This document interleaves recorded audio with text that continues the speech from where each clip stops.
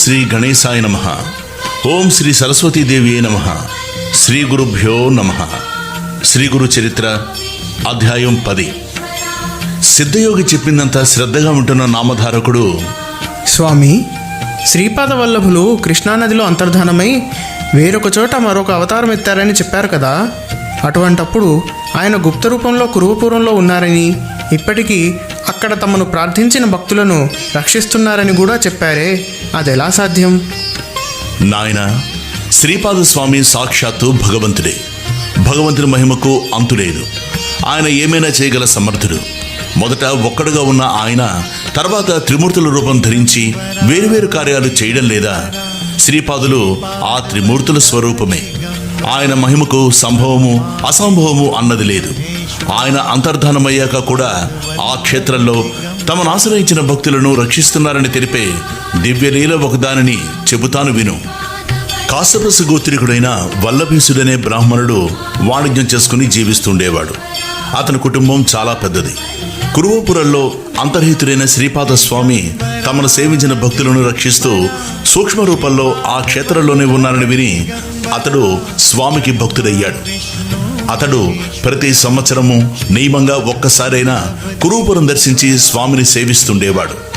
ఒకనాడు అతను స్వామిని స్మరించి తనకు వ్యాపారంలో మంచి లాభం వస్తే స్వామి దర్శనానికి కురువపురం వెళ్ళి అక్కడ ఆయన ప్రీతి కొరకు 1000 మంది బ్రాహ్మణులకు సంతర్పణ చేస్తానని మొక్కుకున్నాడు.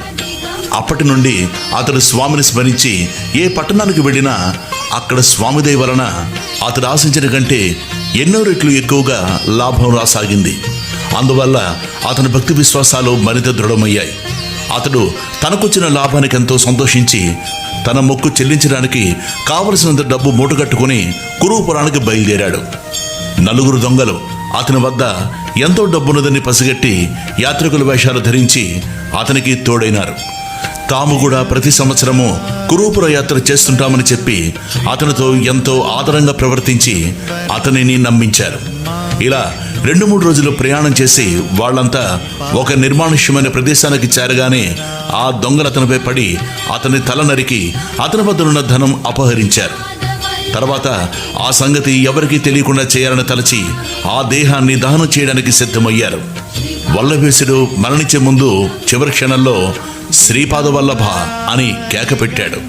అందువలన భక్తరక్షకుడైన శ్రీపాద వల్లభులు జడలు, భస్మము, త్రిశూలము ధరించి యతిరూపంతో ఆ దొంగలకు ప్రత్యక్షమై త్రిశూలంతో వాళ్ళను పొడిచి చంపాడు.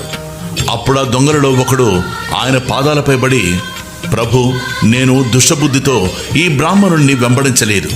నేను తెలియక వీరిని దారిలో కలిశాను. నిజానికి నేనెన్నడూ దొంగతనం చేసి ఎరుగను. సర్వసాక్షి అయిన మీరు అంతర్దృష్టితో గమనిస్తే మీకే తెలుస్తుంది స్వామి. నన్ను క్షమించి విడిచిపెట్టవలసింది అని ఆయన శరణు వేడాడు. స్వామి అతనికి అభయమిచ్చి కొంచెం విభూది ప్రసాదించి దానిని వల్లభేసుని శరీరంపై చల్లి తెగిపడి ఉన్న తలను మొండానికి అతికించమని ఆదేశించారు. అతడలా అతికిస్తుండగా శ్రీపాద స్వామి వల్లభేసుని శిరస్సుపై తమ అమృత దృష్టిని సారించి మరుక్షణమే అంతర్ధానమయ్యారు. వల్లభేసుడు తిరిగి బతికాడు. అతనికి పూర్తి స్పృహ వచ్చేసరికి సూర్యోదయమైంది. అతని పక్కన ఒక వ్యక్తి మాత్రమే ఉన్నాడు. వల్లభేసునికి అంతకుముందు జరిగిందేమీ గుర్తులేదు. అందువలన అక్కడ చచ్చిపడి ఉన్న దొంగలను చూచి ఆశ్చర్యపడి, వీళ్ళందరూ ఎలా మరణించారు? నీ ఒక్కడివే ఎలా బతికొచ్చావు? ఇంత జరిగినా నీ ఒక్కడివే ఇంకా ఇక్కడ ఉన్నావేమిటి అని అడిగాడు.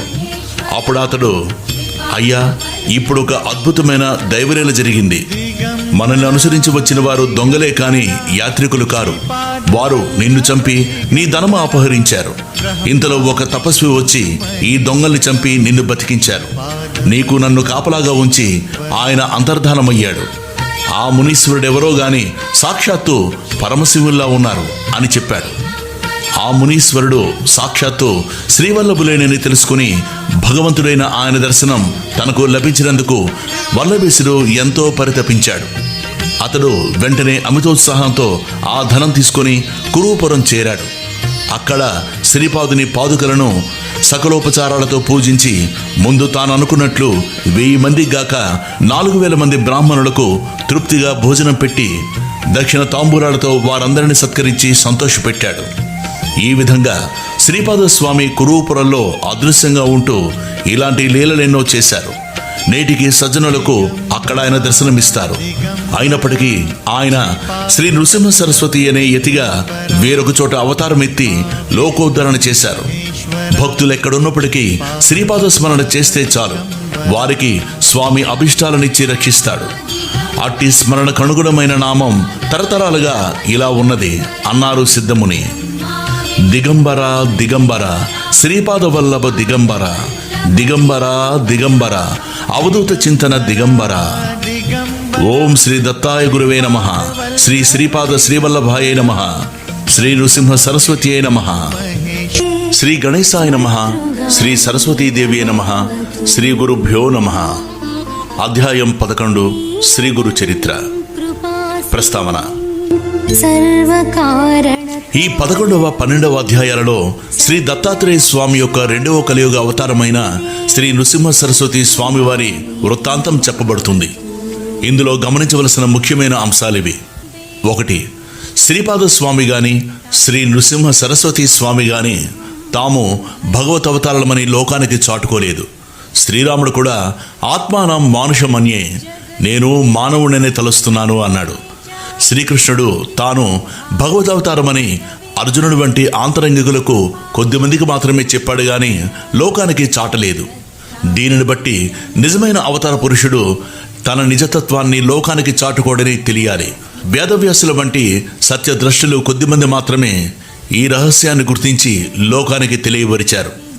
ఇక 2ది, ఈ అవతారమూర్తులందరూ తమ నిజమైన విశ్వరూపాన్ని ఆంతరంగికులకు ప్రసాదించి అనుభవపూర్వకంగా తమ దైవత్వాన్ని నిరూపించారు.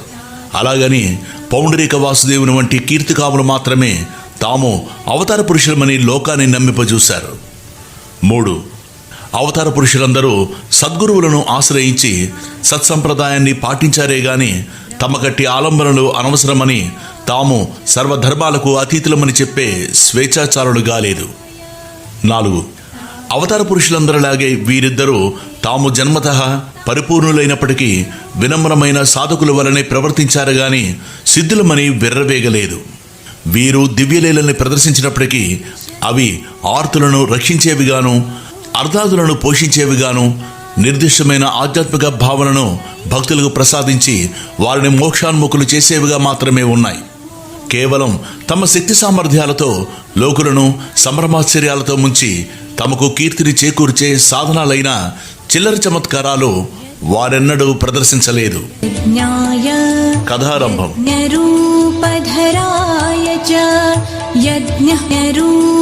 నామధారకుడు అత్యంత ఆసక్తితో ఇలా అన్నాడు. స్వామి, అటు తర్వాత శ్రీ దత్తాత్రేయ స్వామి 2వ పర్యాయము ఎక్కడ అవతరించారు? ఏ ఏ లీలలు ప్రదర్శించారు?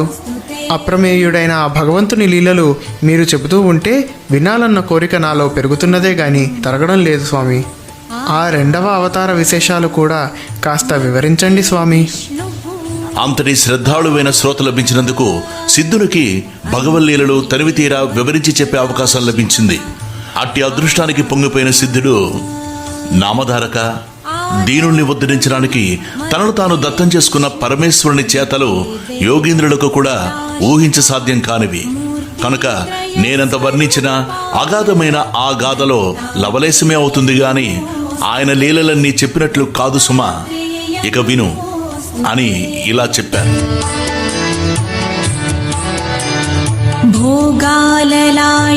శ్రీపాద స్వామి ఆదేశించినట్లు అంబిక జీవిత శేషమంతా శివపూజలో గడిపింది. ఆమె మరుజన్మలో మహారాష్ట్రలోని కారంజా లేక లాడకారంజా అనే గ్రామంలో, అది అకోలో జిల్లాలో ఉంది, వాచసనేయ శాఖకు చెందిన ఒక సద్బ్రాహ్మణుడి కుమార్తెగా జన్మించింది. తల్లిదండ్రులు ఆమెకు అంబ అని నామకరణం చేశారు. ఆమెకు పూర్వజన్మ సంస్కారం వలన సౌశల్యంతో పాటు శివభక్తి కూడా అబ్బింది. ఆమెకు యుక్త వయస్సు రాగానే మాధవ శర్మ అనే బ్రాహ్మణోత్తమునికిచ్చి వివాహం చేశారు. అతడు మంచి శివభక్తుడు. ఆ ప్రాంతంలోని స్మార్తికులకు శివవ్రతం చేసుకునే అలవాటు ఉండేది గనక వారిని శివవ్రతులంటారు. పూర్వజన్మ సంస్కారంతో పాటు ఈ జన్మలో భర్త యొక్క సత్సాంగత్యం వలన ఆమె ప్రతి దినము సంధ్యా సమయంలో శివపూజ, భర్తతో కలిసి శని ప్రదోష పూజ, శనిత్రయోదశి నాడు విశేషమైన పూజ చేస్తుండేది. విశేషించి అంబ తన భర్తను సూర్యుణ్ణి ఛాయాదేవి వలె విడనాడక సర్వోపచారాలు చేస్తుండేది. ఇలా 16 సంవత్సరాలు గడిచాక అంబ గర్భవతి అయింది. మాధవ శర్మ సకాలంలో పుంసవనాది కార్యక్రమం నిర్వర్తించాడు. నెలలు నిండిన తర్వాత మహామహిమాన్వితమైన ఒక శుభలగ్నంలో ఆమెకు ఒక మగబిడ్డ కలిగాడు. నామధారక. ఆ పిల్లవాడు పుట్టగానే అందరి పిల్లల వలె ఏడవలేదు, సరికదా, స్పష్టంగా ప్రణవముచ్చరించాడు.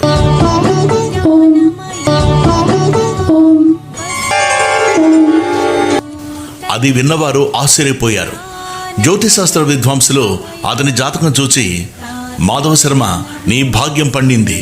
ఈ శిశువు సాక్షాత్తు భగవంతుడే. ఇతడు మనవలే గృహస్థాశ్రమం స్వీకరించాడు. చిన్న వయసులోనే సన్యాసం స్వీకరించి జగద్వందుడవుతాడు. ఇతని చరణాలు ధ్యానించిన భక్తులకు కామధేనువవుతాడు. ఇతని దర్శనం చేతనే పతితులు పావనులవుతారు. ఇతని కన్నందువలన మీకు కీర్తి, ప్రతిష్టలు, దివ్య సుఖాలు లభిస్తాయి అని దైవజ్ఞులు చెప్పారు.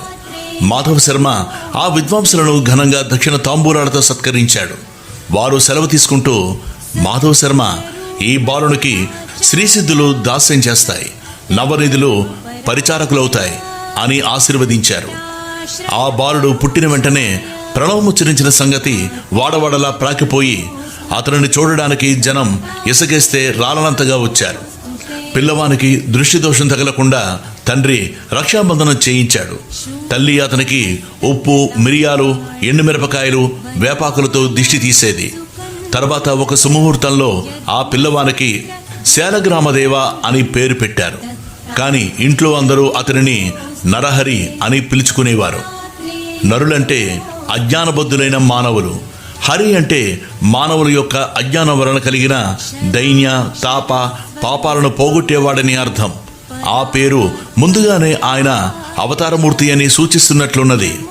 బలహీనంగా ఉండడం వలన అంబ వద్ద పిల్లవానికి చాలినన్ని పాలు లేవు. పిల్లవాని కోసం ఒక దాదిని గాని పాడిమేకను గాని ఏర్పాటు చేయాలని ఆ దంపతులు ఆలోచిస్తుండగా ఆ పిల్లవాడు తన చిన్నారి చేతులతో తల్లి యొక్క వక్షస్థలాన్ని స్పృశించాడు. వెంటనే ఆమెకు స్తన్యం పెళ్ళుబికి 32 దారాలుగా కారి నేలపై పట్టాయి.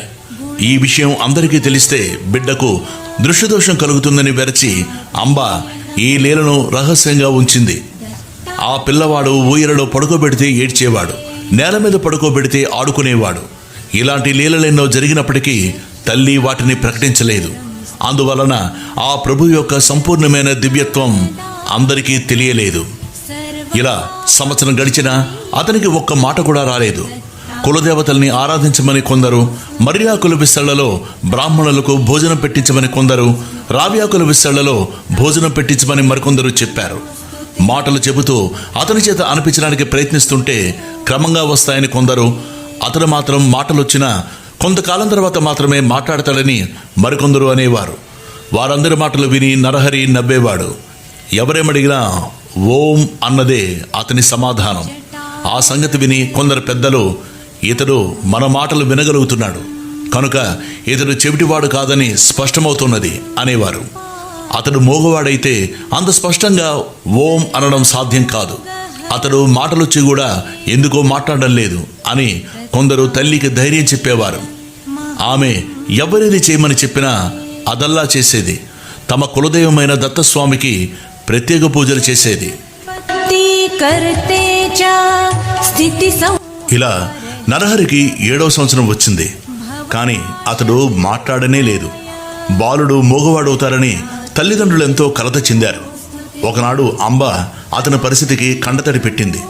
అది చూచి నరహరి సైగలతో ఆమెను వారించి పక్కనే ఉన్న ఒక ఇనుప వస్తువును తెప్పించి చేతితో తాకాడు. తక్షణమే అది బంగారంగా మారింది. ఆశ్చర్యంతో తల్లిదండ్రులు మరికొన్ని ఇనుప వస్తువులను అతని చేత తాకించారు. అవి కూడా బంగారంగా మారాయి. తమ పిల్లవాడు సామాన్యుడు కాడని, ఆజన్మసిద్ధుడని వారు గుర్తించారు. అయినప్పటికీ ఆ దంపతులు అతడు మాట్లాడకపోవడం గురించి దిగులు పడుతూనే ఉండేవారు. అతడు వేదాధ్యయనం చేసి స్వధర్మాన్ని ఎలా పాటించగలడన్నదే మాధవ శర్మకున్న దిగులు. తల్లి ఒకరోజు అతనిని అక్కును చేర్చుకుని కన్నీరు కారుస్తూ, నా కన్న తండ్రి, నీ మాటలు విని ఆనందించే భాగ్యం మాకు లేదా అన్నది. అది విని నరహరి నవ్వి తనకు ఉపనయనం చేస్తే మాట్లాడతానని, మొట్టమొదటిగా ఆమెతో మాట్లాడతానని సైగల ద్వారా తెలిపాడు. ఆ సంగతి విని మాధవ శర్మ ఆశ్చర్యపడి అతని ఉపనయనానికి ఒక శుభముహూర్తం నిర్ణయించి ఊరివారందరినీ ఆహ్వానించాడు. గ్రామస్తులందరూ అతడి ఆశలు అడియాసలై నలుగురిలో తలవంపులకు గురవుతాడని తలచారు. కొందరు పెద్దలు మాత్రం, అయ్యా, ఆ పిల్లవాడు గాయత్రి మంత్రం ఉచ్చరించగలిగితే మనకేమీ, లేకపోతేనేమి, మనకు మాత్రం మృష్టాన్న భోజనము, ఘనంగా దక్షిణ తాంబూలాలు లభిస్తాయి. కనుక ఈ ఉపనయన కార్యక్రమం జరుపుకోనివ్వండి అన్నారు. అందరూ ఉపనయనానికి మాధవ శర్మ ఇంట సమావేశమయ్యారు. నరహరి ముండనము, మాతృభోజనము అయ్యాక జింక చర్మము, పసుపు వస్త్రము ధరించాడు. చెవిలో గాయత్రి మంత్రము ఉపదేశించినప్పుడు నరహరి ఆ మంత్రరాజాన్ని మనసులోనే జపించి దీక్ష తీసుకున్నాడు. తర్వాత అతడు తల్లికి నమస్కరించి ఆమెను భవతి భిక్షాందేహి అని భిక్ష కోరి మొట్టమొదట ఆమెతోనే మాట్లాడతానని తల్లికి తానిచ్చిన మాట నిలబెట్టుకున్నాడు. ఓం భవతి భిక్షాం దేహి అగ్నిమిళే పురోహితే యజ్ఞస్య దేవం ఋత్విజం హోదారం రత్నదాతమం. తల్లి మొదట భిక్ష ఇచ్చి ఋగ్వేదం పఠించు, ఆచారం పాటించు అనగానే నరహరి అగ్నయా హివితే మణోన హవ్యదాతయే నిహోతా సత్సి బహిర్షి అగ్నిమీళే పురోహితం అని ప్రారంభించి ఋగ్వేదంలోని మొదటి మంత్రం చెప్పాడు. అంబ రెండవసారి భిక్ష ఇచ్చి యజుర్వేదం పఠించు, ఆచారం పాటించు అనగానే నరహరి ఇషే త్వజార్త్వ వాయవస్థో దేవవః సవితా ప్రార్పయతు శ్రేష్ఠతమా కర్మణే. ఈషేత్వా అని ప్రారంభించి యజుర్వేదంలోని మొదటి మంత్రం పఠించాడు. తల్లి మూడవసారి భిక్ష ఇచ్చి సామవేదం పఠించు, ఆచారం పాటించు అనగానే నరహరి శృణో దేవీ రాధిష్టయో ఆప భవంతు పీతయే సంథోరవిశ్రవంతు నః. అగ్ని ఆయాహి అని ప్రారంభించి సామవేదంలోని మొదటి మంత్రం గానం చేశాడు. అది వినగానే తల్లిదండ్రుల ఆనందానికి, సభలోని వారి ఆశ్చర్యానికి అవధులు లేవు. జీవితంలో మొదటిసారిగా మాట్లాడడం ప్రణవోచ్చరణ, తర్వాత వేద పఠనంతో గాని చేయకూడదని నరహరి అంతకాలము మాట్లాడలేదని అందరూ అనుకున్నారు. 3 భిక్షలు అయ్యాక ఆయన 4వ వేదం కూడా చదివాడు. आज माझी मुंज झाली.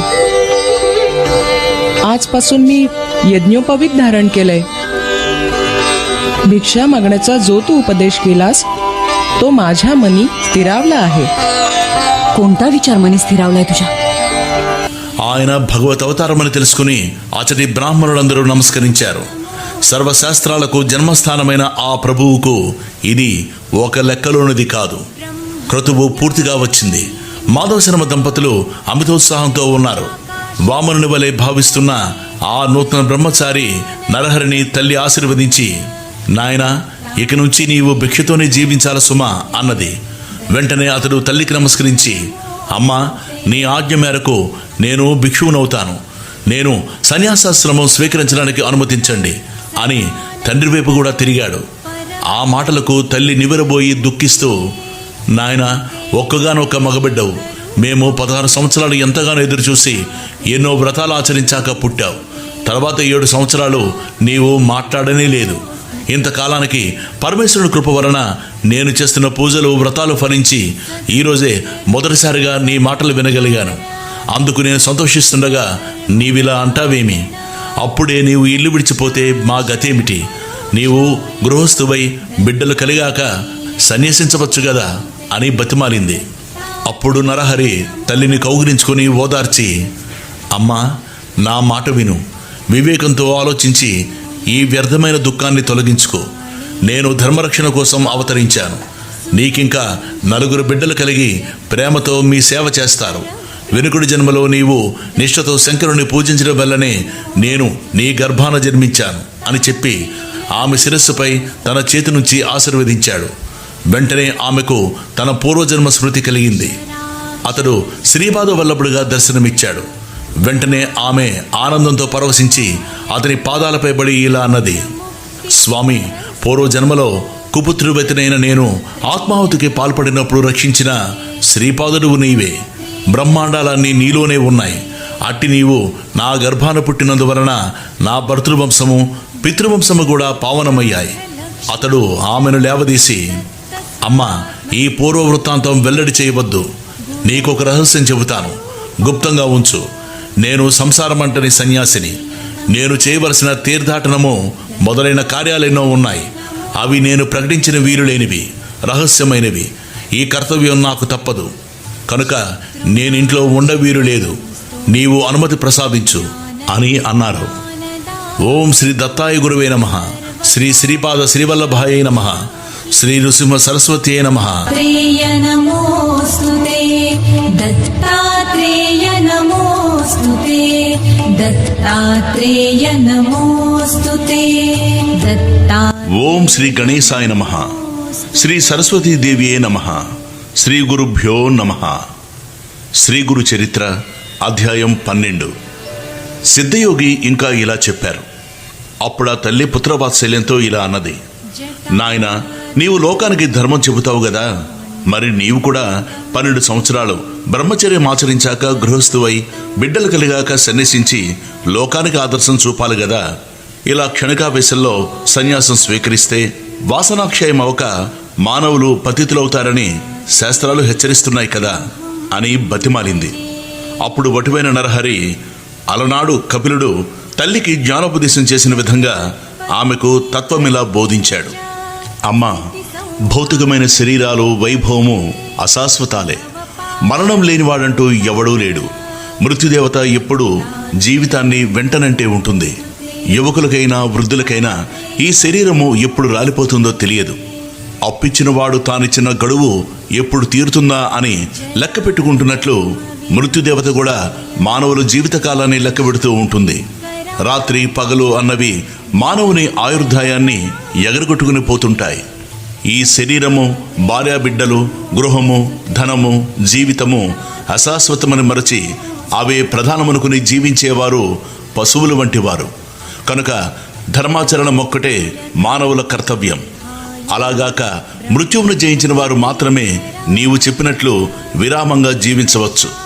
కానీ మానవులు కొద్ది నీరు మాత్రమే ఉన్న సరస్సులో చేపల వంటివారు. ఆ కొంచెము నీరు ఇంకిపోయాక వాటి గతేమిటి? ఈ కలియుగంలో మానవునికి 100 ఏండ్లు ఆయుర్దాయం.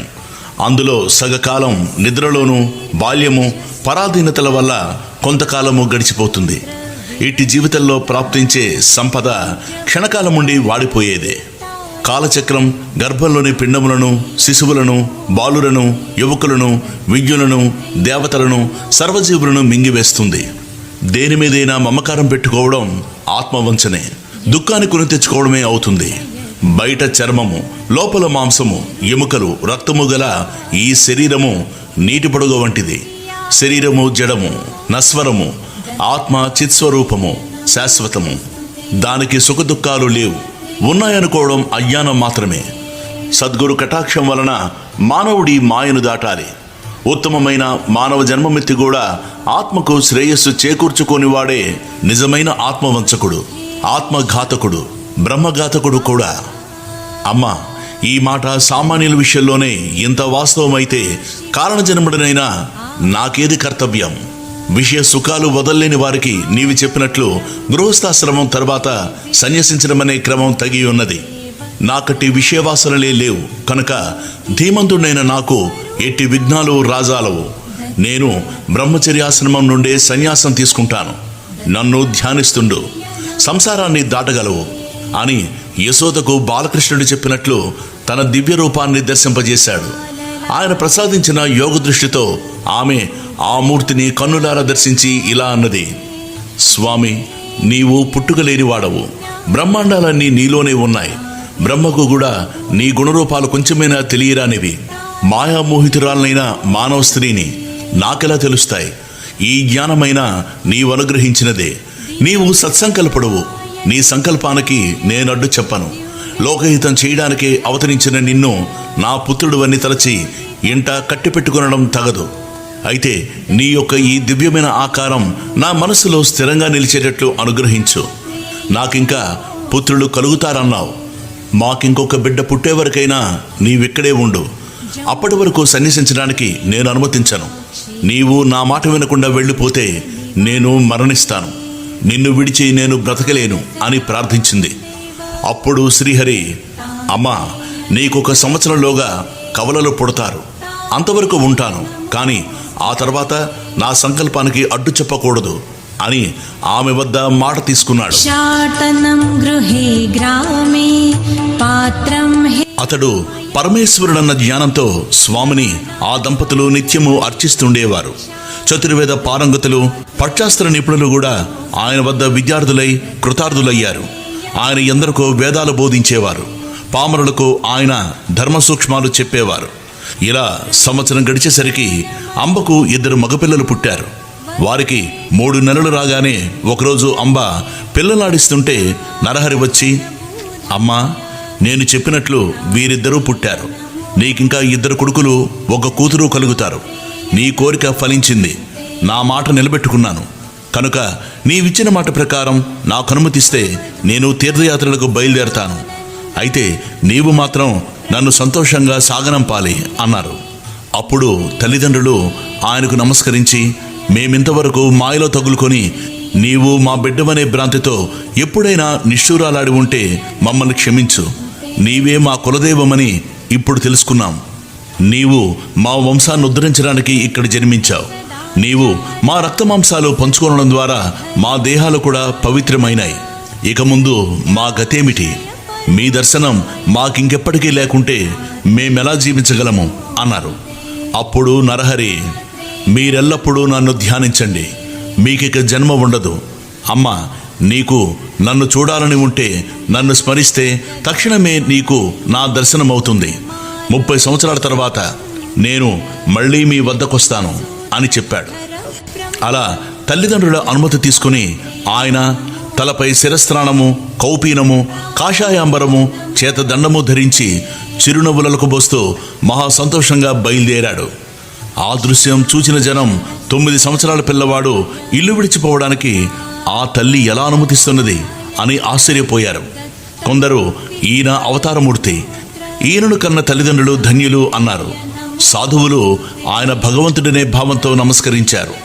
ఆ గ్రామస్తులందరూ కొంత దూరం వెళ్ళి ఆయనకు వీడ్కోలు చెప్పి తిరిగి వెళ్ళాక తల్లిదండ్రులు మరికొంత దూరం ఆయన వెంట వెళ్ళారు.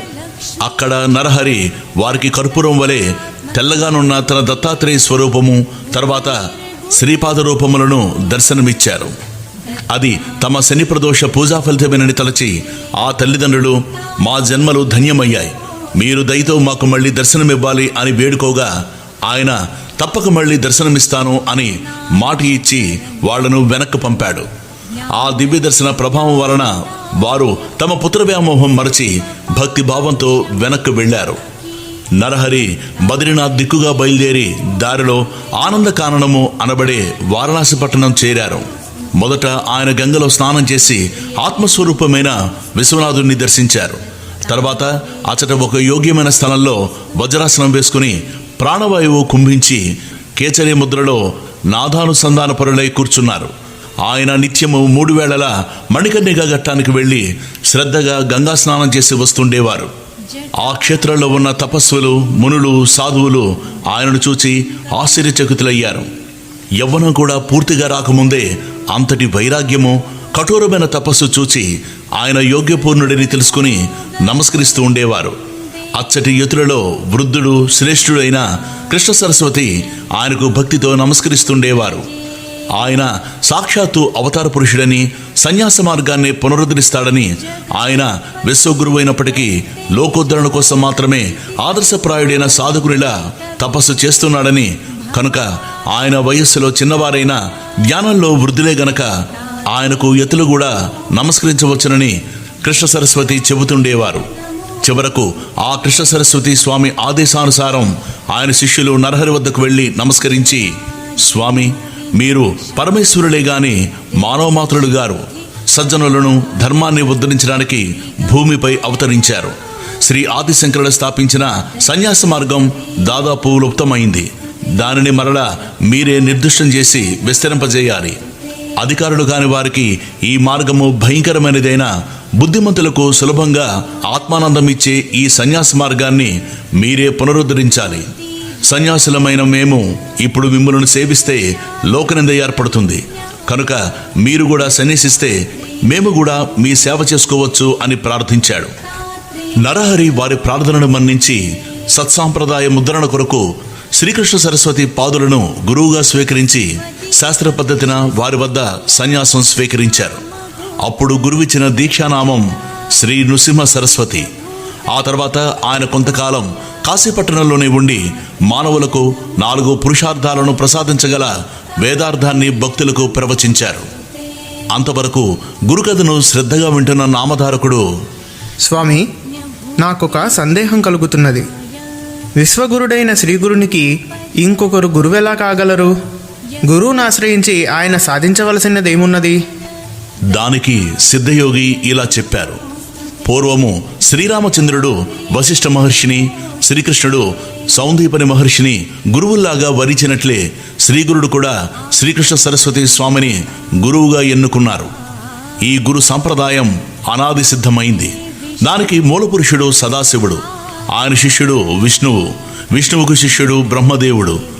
అటు తర్వాత గురు పరంపర ఇలా కొనసాగింది. బ్రహ్మదేవుడి నుండి వశిష్ఠుడు, శక్తి, పరాశరుడు, వ్యాసుడు, శుకుడు, గౌడపాదులు, గోవింద భగవత్పాదాచార్యులు, శంకర భగవత్పాదులు, విశ్వరూపుడు, బోధజ్ఞానగిరి, సింహగిరి, ఈశ్వరతీర్థుడు, నృసింహతీర్థుడు, విద్యారణ్యుడు, మలయానందుడు, దేవతీర్థుడు, యాదవేంద్ర సరస్వతి, కృష్ణ సరస్వతి. ఈ కృష్ణ సరస్వతి స్వామియే శ్రీగురుడని ప్రసిద్ధికెక్కిన శ్రీ నృసింహ సరస్వతి స్వామి యొక్క గురువు. తరువాత శ్రీగురుడు తాము స్వయంగానే పవిత్రులైనప్పటికీ అనేక పుణ్యతీర్థాలు దర్శిస్తూ బదరికాశ్రమం చేరారు. తర్వాత ఆయన మేరు పర్వతానికి ప్రదక్షిణంగా సంచరిస్తూ సర్వక్షేత్రాలు దర్శిస్తూ పుణ్యతీర్థాలలో స్నానం చేస్తూ శిష్యులతో కలిసి గంగాసాగర సంగమం చేరారు. ఆయన మొదట గంగకు ప్రదక్షిణంగా ప్రయాగ వరకు తటాకయాత్ర చేశారు. అది కూడా గంగా ప్రదక్షిణంతో సమానమే. అందుకే ప్రయాగను కూడా గంగాసాగరం అంటారు.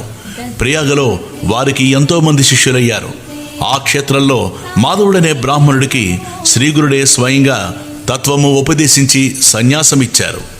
ఓం శ్రీ దత్తాయ గురవే నమః, శ్రీ శ్రీపాద శ్రీవల్లభాయే నమః, శ్రీ నృసింహ సరస్వత్యై నమః. జయమానసతాం దేవ ఓం శ్రీ గణేశాయ నమః, శ్రీ సరస్వతీదేవియే నమః, శ్రీ గురుభ్యో నమః. శ్రీ గురు చరిత్ర అధ్యాయం 13. భిక్షాటనం. ఈ 13, 14, 15 అధ్యాయాలలో శ్రీగురుడు శిష్యులకు ఆశ్రమ ధర్మాలను వివరించి విధిస్తాడు. పరమ పురుషార్థ ప్రాప్తికి ధర్మం పునాది లాంటిది.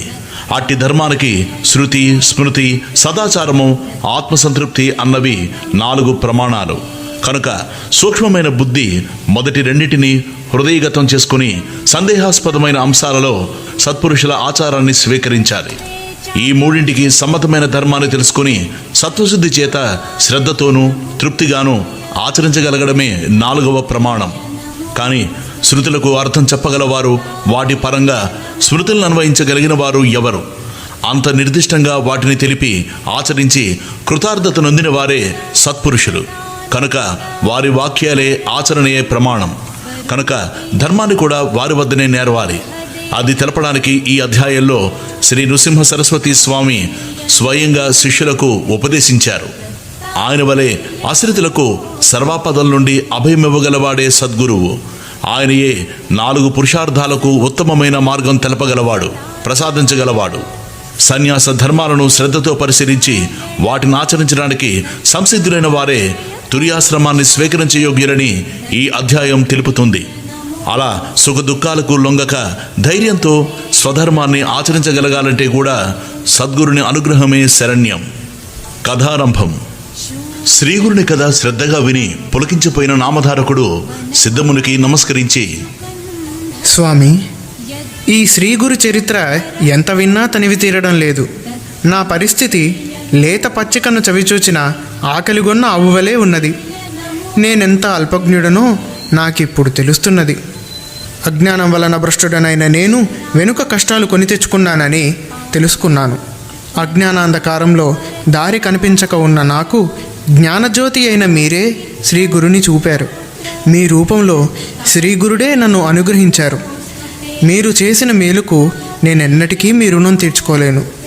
కల్పవృక్షానికి, చింతామణికి జ్ఞానమిచ్చిన వారికి ఏమి చేసి ప్రత్యుపకారం చేయగలము? మీ బోధ వలన నాకు సర్వార్థ సాధకమైన నిరంతర గురుస్మరణ కుదురుతోంది. దయతో అటు తర్వాత శ్రీగురుడు ఎక్కడికి వెళ్ళారో, ఏమి చేశారో సెలవెయ్యండి స్వామి అని ప్రార్థించాడు. నమోస్తుతే. సిద్ధయోగి సంతోషంతో అతని శిరస్సున చేయి పెట్టి, నీ జన్మ ధన్యమైంది. శ్రీగురుని పాదాలు నీ హృదయంలో చోటు చేసుకున్నాయి కనుకనే ఇలా కోరగలుగుతున్నావు. ఇందువలన నీవు తరించడమే గాక సాటివారిని కూడా తరింపజేయగలవు. నీవడుగుతుంటే మాకు కూడా ఆనందం కలుగుతున్నది అని ఆ వివరాలు ఇలా చెప్పారు. శ్రీగురుడు ప్రయాగలో ఉండగానే వారి మహిమ గురించిన ఖ్యాతి అన్ని దిక్కులా వ్యాపించి ఎందరో ఆయనకు శిష్యులయ్యారు. వారిలో ముఖ్యుడు మాధవుడు. మాధవుడు, సిద్ధుడు, బాలుడు, ఉపేంద్రుడు, జ్ఞానజ్యోతి, సదానందుడు, కృష్ణుడు అనే 7గురము స్వామికి ముఖ్య శిష్యులము. మా అందరి పేర్లకు చివర సరస్వతి అని బిరుదుంటుంది. శ్రీగురుడు మమ్ములను మరికొందరు శిష్యులను వెంటబెట్టుకుని అనేక తీర్థాలు, క్షేత్రాలు పావనం చేస్తూ దక్షిణ దేశం తిరిగి వచ్చి పూర్వాశ్రమంలో తమ జన్మస్థానమైన కారంజనగరం చేరారు. అప్పుడు వారి తల్లిదండ్రులు, తోబుట్టువులు ఆయన రాకకెంతో సంతోషించారు. స్థానిక జనమంతా ఆయనను దర్శించి పూజించారు. వారిలో బ్రాహ్మణులందరూ స్వామిని తమ ఇంటికి భిక్షకు ఆహ్వానించసాగారు. శ్రీగురుడు అందరి ఆహ్వానాలు అంగీకరించి ఒకే సమయంలో అనేక రూపాలలో అందరి ఇళ్లకు వెళ్లి భిక్ష చేశారు. అందరూ ఆ లీలకు ఆశ్చర్యపడి ఆయన సర్వవ్యాపకుడైన భగవదవతారమని గుర్తించారు. ఒకరోజు ఆయన తల్లిదండ్రులకు శ్రీపాదుల రూపంలో మళ్లీ దర్శనమిచ్చారు. వెంటనే అంబకు పూర్వజన్మ స్మృతి కలిగి భర్తతో, నాథ, క్రిందటి జన్మలో లోకపూజ్యుడైన కొడుకు కలగాలని నేను శ్రీపాదస్వామిని పూజించి వారి ఆదేశానుసారం శని ప్రదోష పూజ చేశాను. ఈ జన్మలో ఆ కోరిక నెరవేరి నా జన్మ సార్థకమైంది అని చెప్పింది. అప్పుడు ఆ దంపతులు తమను సంసార సాగరం నుండి ఉద్ధరింపమని ఆయన్ను కోరారు.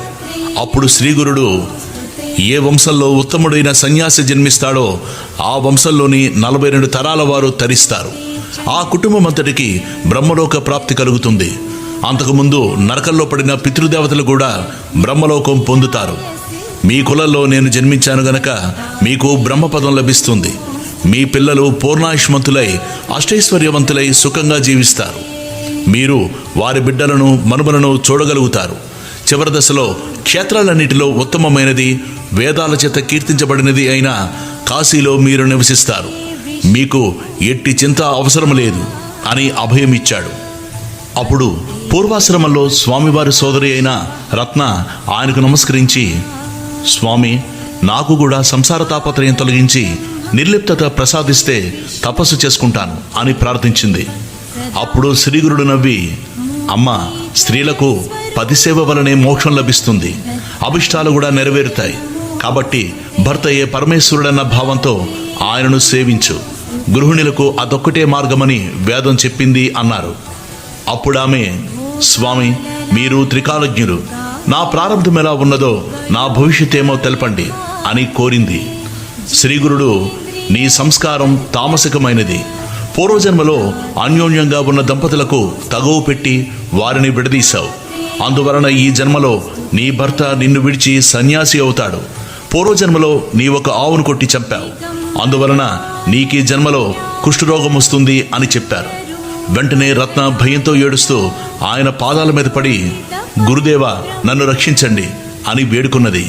శ్రీగురుడు ఆమెను ఓదార్చి, అమ్మా, మా అనుగ్రహం వలన ఈ కర్మఫలం నీవు వృద్ధాప్యంలో అనుభవిస్తావు.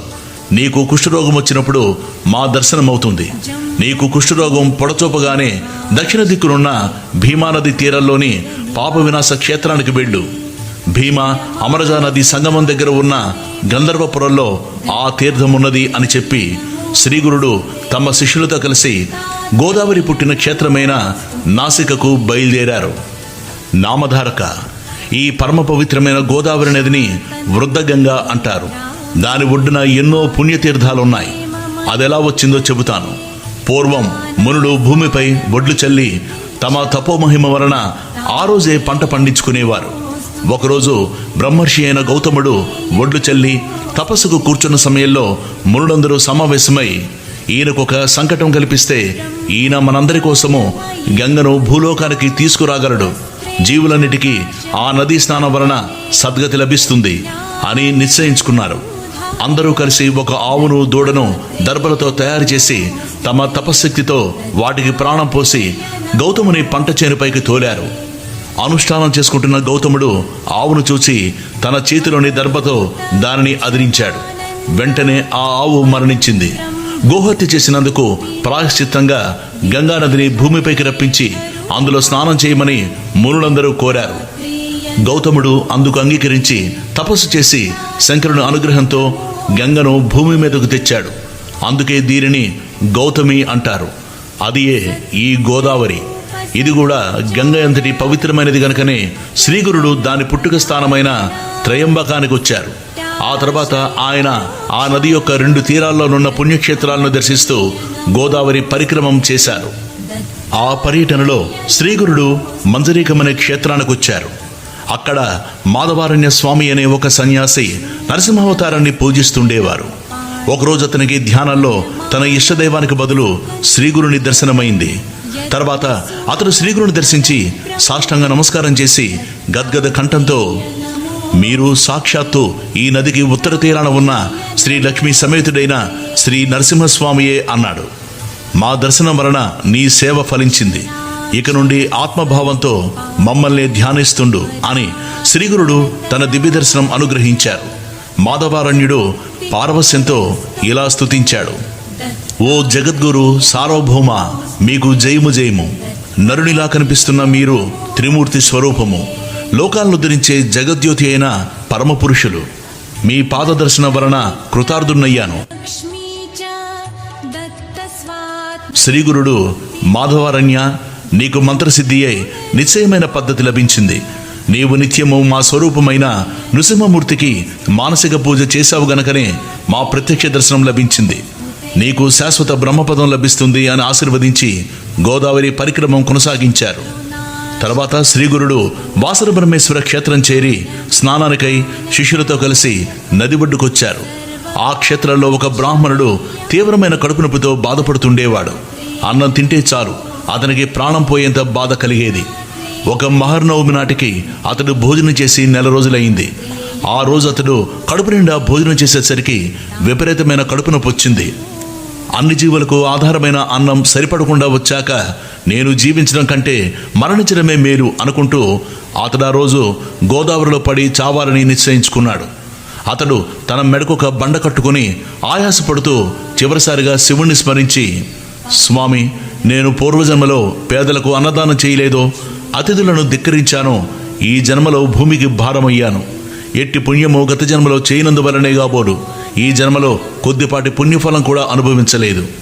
బ్రాహ్మణుడు జీవనము పశువుల గ్రాసము అపహరించో, నమ్మిన వారికి ద్రోహం చేశానో, తల్లిదండ్రుల్ని అవమానించానేమో, లేక ఎన్నో జీవులకు నివాసమైన వనానికి నిప్పు పెట్టానో, తల్లిదండ్రుల్ని విడిచి భార్యతో కలిసి మృష్టాన్నం భోజనం చేశానో, లేక వధూవరుణ్ణి చంపానేమో, లేకుంటే అన్నమే గట్టిని ఈ వ్యాధి నాకెందుకు వస్తుంది, ఈశ్వరుని భక్తితో పూజించలేదో, లేక నేను సద్గురువును నిందించానేమో, లేకుంటే నన్నే దైవము ఎందుకు అనుగ్రహించదు అని పరితపించి నదిని సమీపించాడు.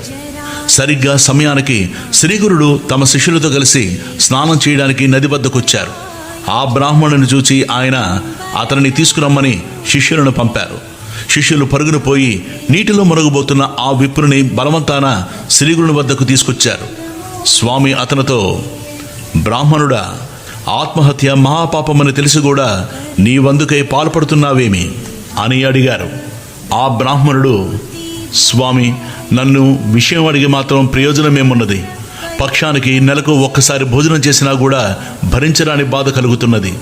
అన్నం తినకుండా నేనెలా బతికేది? నేను జీవించడం వలన భూమికి భారమే గాని ప్రయోజనమేమున్నది అని చెప్పి కన్నీరు కార్చాడు. శ్రీగురుడు, నాయనా, క్షణంలో నీ బాధ పోగొట్టగల ఔషధమిస్తాను, భయం లేదు. ముందుగా నీవు నిర్భయంగా రుచికరమైన భోజనం చెయ్యి అన్నారు. ఆ బ్రాహ్మణుడు ఆయనపై విశ్వాసముంచి శ్రీగురునికి నమస్కరిస్తుండగా ఆ గ్రామాధికారి కూడా వచ్చి నమస్కరించాడు. శ్రీగురుడు, నీవెవరు, ఎక్కడుంటావు అని అడిగారు. ఆ గ్రామాధికారి, స్వామి, మాది ఆపస్తంభ శాఖ, కౌండిన్యస గోత్రము. నన్ను సాయందేవుడు అంటారు. మా స్వస్థానం కాంచీపురం. కేవలం భుక్తి కోసం ఒక యవనరాజు సేవలో సంవత్సరం నుండి పనిచేస్తున్నాను. మీ దర్శనం వలన నా జన్మాంతర పాపాలన్నీ నశించాయి. గంగలో స్నానం చేస్తేనే పాపాలు నశిస్తాయి. చంద్రుడు రాత్రి సమయాల్లో మాత్రమే తాపాన్ని పోగొడతాడు. కల్పవృక్షం తన నీడను ఆశ్రయిస్తే మాత్రమే కోరినది ప్రసాదిస్తున్నది. కానీ ఈ విశ్వాన్ని తరింపజేయడానికి అవతరించిన తమ దర్శనం తక్షణమే పాప, తాప, దైన్యాలను హరించి ధర్మార్థ కామమోక్షాలను ప్రసాదించగలదు. నా అదృష్టం వలన అప్రయత్నంగానే మీ దర్శనమైంది అని స్తుతించాడు. శ్రీగురుడు అతనిని ప్రేమగా తమ దగ్గర కూర్చోబెట్టుకొని, సాయందేవా, నేనొక మాట చెబుతాను విను. ఈ బ్రాహ్మణుడికి ఉదరశూల రోగం ఉన్నది. భోజనం లేకుండా ఇతడు ఎలా బ్రతుకుతాడు? ఇతని రోగానికి మృష్టాన్న భోజనమే మందు. కనుక నీవితని తీసుకువెళ్ళి మంచి భోజనం పెట్టు అని ఆదేశించారు. సాయందేవుడు ఆశ్చర్యచకితుడై, స్వామి, నెల రోజుల ఉపవాసం తర్వాత నిన్న ఒక్కరోజు తింటేనే ఇతడు ఆ బాధ భరించలేక ఇప్పుడు ఆత్మహత్యకు సిద్ధమయ్యాడు. ఇతనికి భోజనం పెడితే బ్రహ్మహత్యాపాతకం చుట్టుకుంటుందేమో అన్నాడు.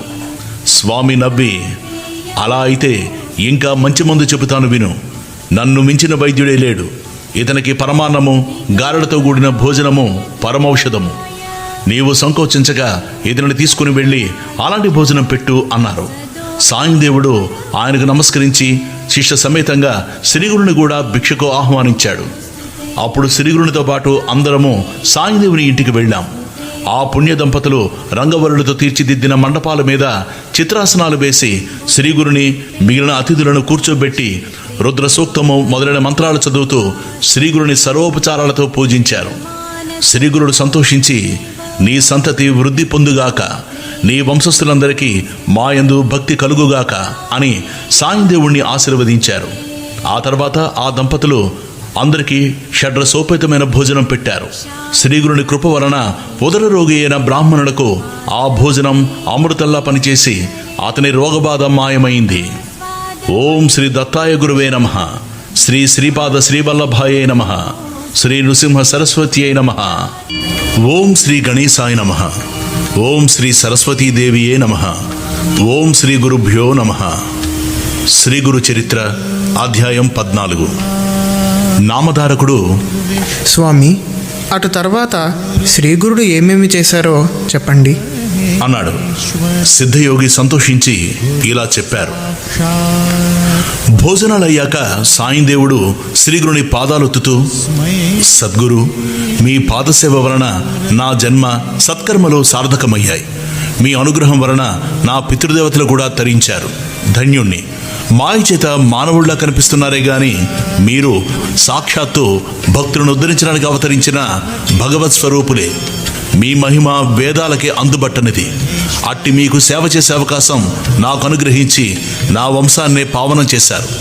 కానీ నాదొక విన్నపం ఉన్నది. ప్రస్తుతం నేనొక కష్టంలో ఉన్నాను. వేరుదారి లేక నేనొక యవనరాజు సేవలో ఉన్నాను. అతడు నరరూప రాక్షసుడే. అతడు ప్రతి సంవత్సరము ఒక బ్రాహ్మణుని చంపుతాడు. నన్ను బలివ్వాలని తలచి ఇంతకు ముందే నాకు కబురు పంపాడు. నేనిప్పుడు అతని వద్దకు వెళ్ళాలి. తప్పదు. నన్ను మీరే కాపాడాలి అన్నాడు. శ్రీగురుడు అతని తలపై చెయ్యి పెట్టి ఆశీర్వదించి, నాయనా, భయపడకు. ఆ యవనుడు నిన్నేమీ చెయ్యలేడు. భగవంతుడు సర్వానికి యజమాని. నీవు అతడి చేత సత్కరింపబడి సంతోషంగా తిరిగి వస్తావు. నీవు వచ్చేదాకా మేమిక్కడే ఉంటాం. దీర్ఘాయుష్మాన్ భవ అని పంపారు. సాయందేవుడు శ్రీగురుని మాటలు విని సంతోషంతో యవనరాజు వద్దకు వెళ్ళాడు. తాను కబురంపగానే రాకుండా ఆలస్యం చేసినందుకు కోపంతో రాజు అతనిని చూస్తూనే లోపలికి వెళ్ళిపోయాడు. సాయందేవుడు భయంతో శ్రీగురుని ధ్యానించాడు. అంతఃపురంలోకి వెళ్ళిన యవనునికి అంతలోనే నిష్కారణంగా భయము, చనిపోతానన్న బాధ కలిగి స్పృహ తప్పి పడిపోయాడు. అప్పుడు అతనికి ఒక స్వప్నం వచ్చింది. ఒక బ్రాహ్మణుడు అతనిని ముక్కలు ముక్కలుగా కోస్తున్నట్లు కనిపించి విపరీతమైన బాధ కలిగింది. అతనికి స్పృహ వచ్చేసరికి తాను చేస్తున్న హింస మిత్రుడికెంత బాధాకరమో తెలిసొచ్చింది. పశ్చాత్తాపంతో అతడు బయటకొచ్చి సాయందేవుని పాదాలపై పడి, అయ్యా, మిమ్మల్ని నేను పిలిపించనే లేదు, మీరు ఇంటికి వెళ్ళవచ్చు అని వస్త్రభూషణాదులతో ఘనంగా సత్కరించి పంపాడు. సాయందేవుడు శ్రీగురుని కృపకు పట్టరాని ఆనందంతో త్వరగా తన గ్రామం చేరి శ్రీగురునితో జరిగిందంతా చెప్పాడు.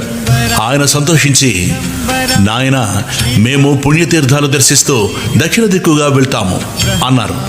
అతడు నమస్కరించి, స్వామి, నాకు మీరు ప్రసాదించిన ఈ జీవిత శేషాన్ని మీ సేవకే అంకితం చేస్తాను, అనుగ్రహించండి. మీ పాద సన్నిధి విడిచి బతకలేను, నన్ను విడిచిపెట్టి వెళ్ళవద్దు, నేను కూడా మీ వెంటే వస్తాను అని వేడుకున్నాడు. శ్రీగురుడు, నాయన, నాకు ఆత్మసమర్పణం చేసుకున్నావు, నీ అభిష్టం నెరవేరుతుంది. మేము ఒక పని మీద పెడుతున్నాం. 16 సంవత్సరాలకు మళ్ళీ మేము వచ్చి ఈ గ్రామానికి దగ్గరలోనే నివసిస్తాం. నీవప్పుడు సకుటుంబంగా వచ్చి దర్శించుకోవచ్చు. అంతవరకు ఇక్కడే సుఖంగా ఉండు అని ఆశీర్వదించి శిష్యులతో కలిసి పాదచారి అయి అనేక పుణ్యక్షేత్రాలు దర్శిస్తూ వైద్యనాథం చేరారు. అక్కడ ఆయన కొంతకాలం గుప్తంగా నివసించారు. అది విని నామధారకుడు, స్వామి, అప్పుడు శ్రీగురునితో అనేక మంది శిష్యులు ఉన్నారు కదా, వాళ్ళు ఎక్కడున్నారు?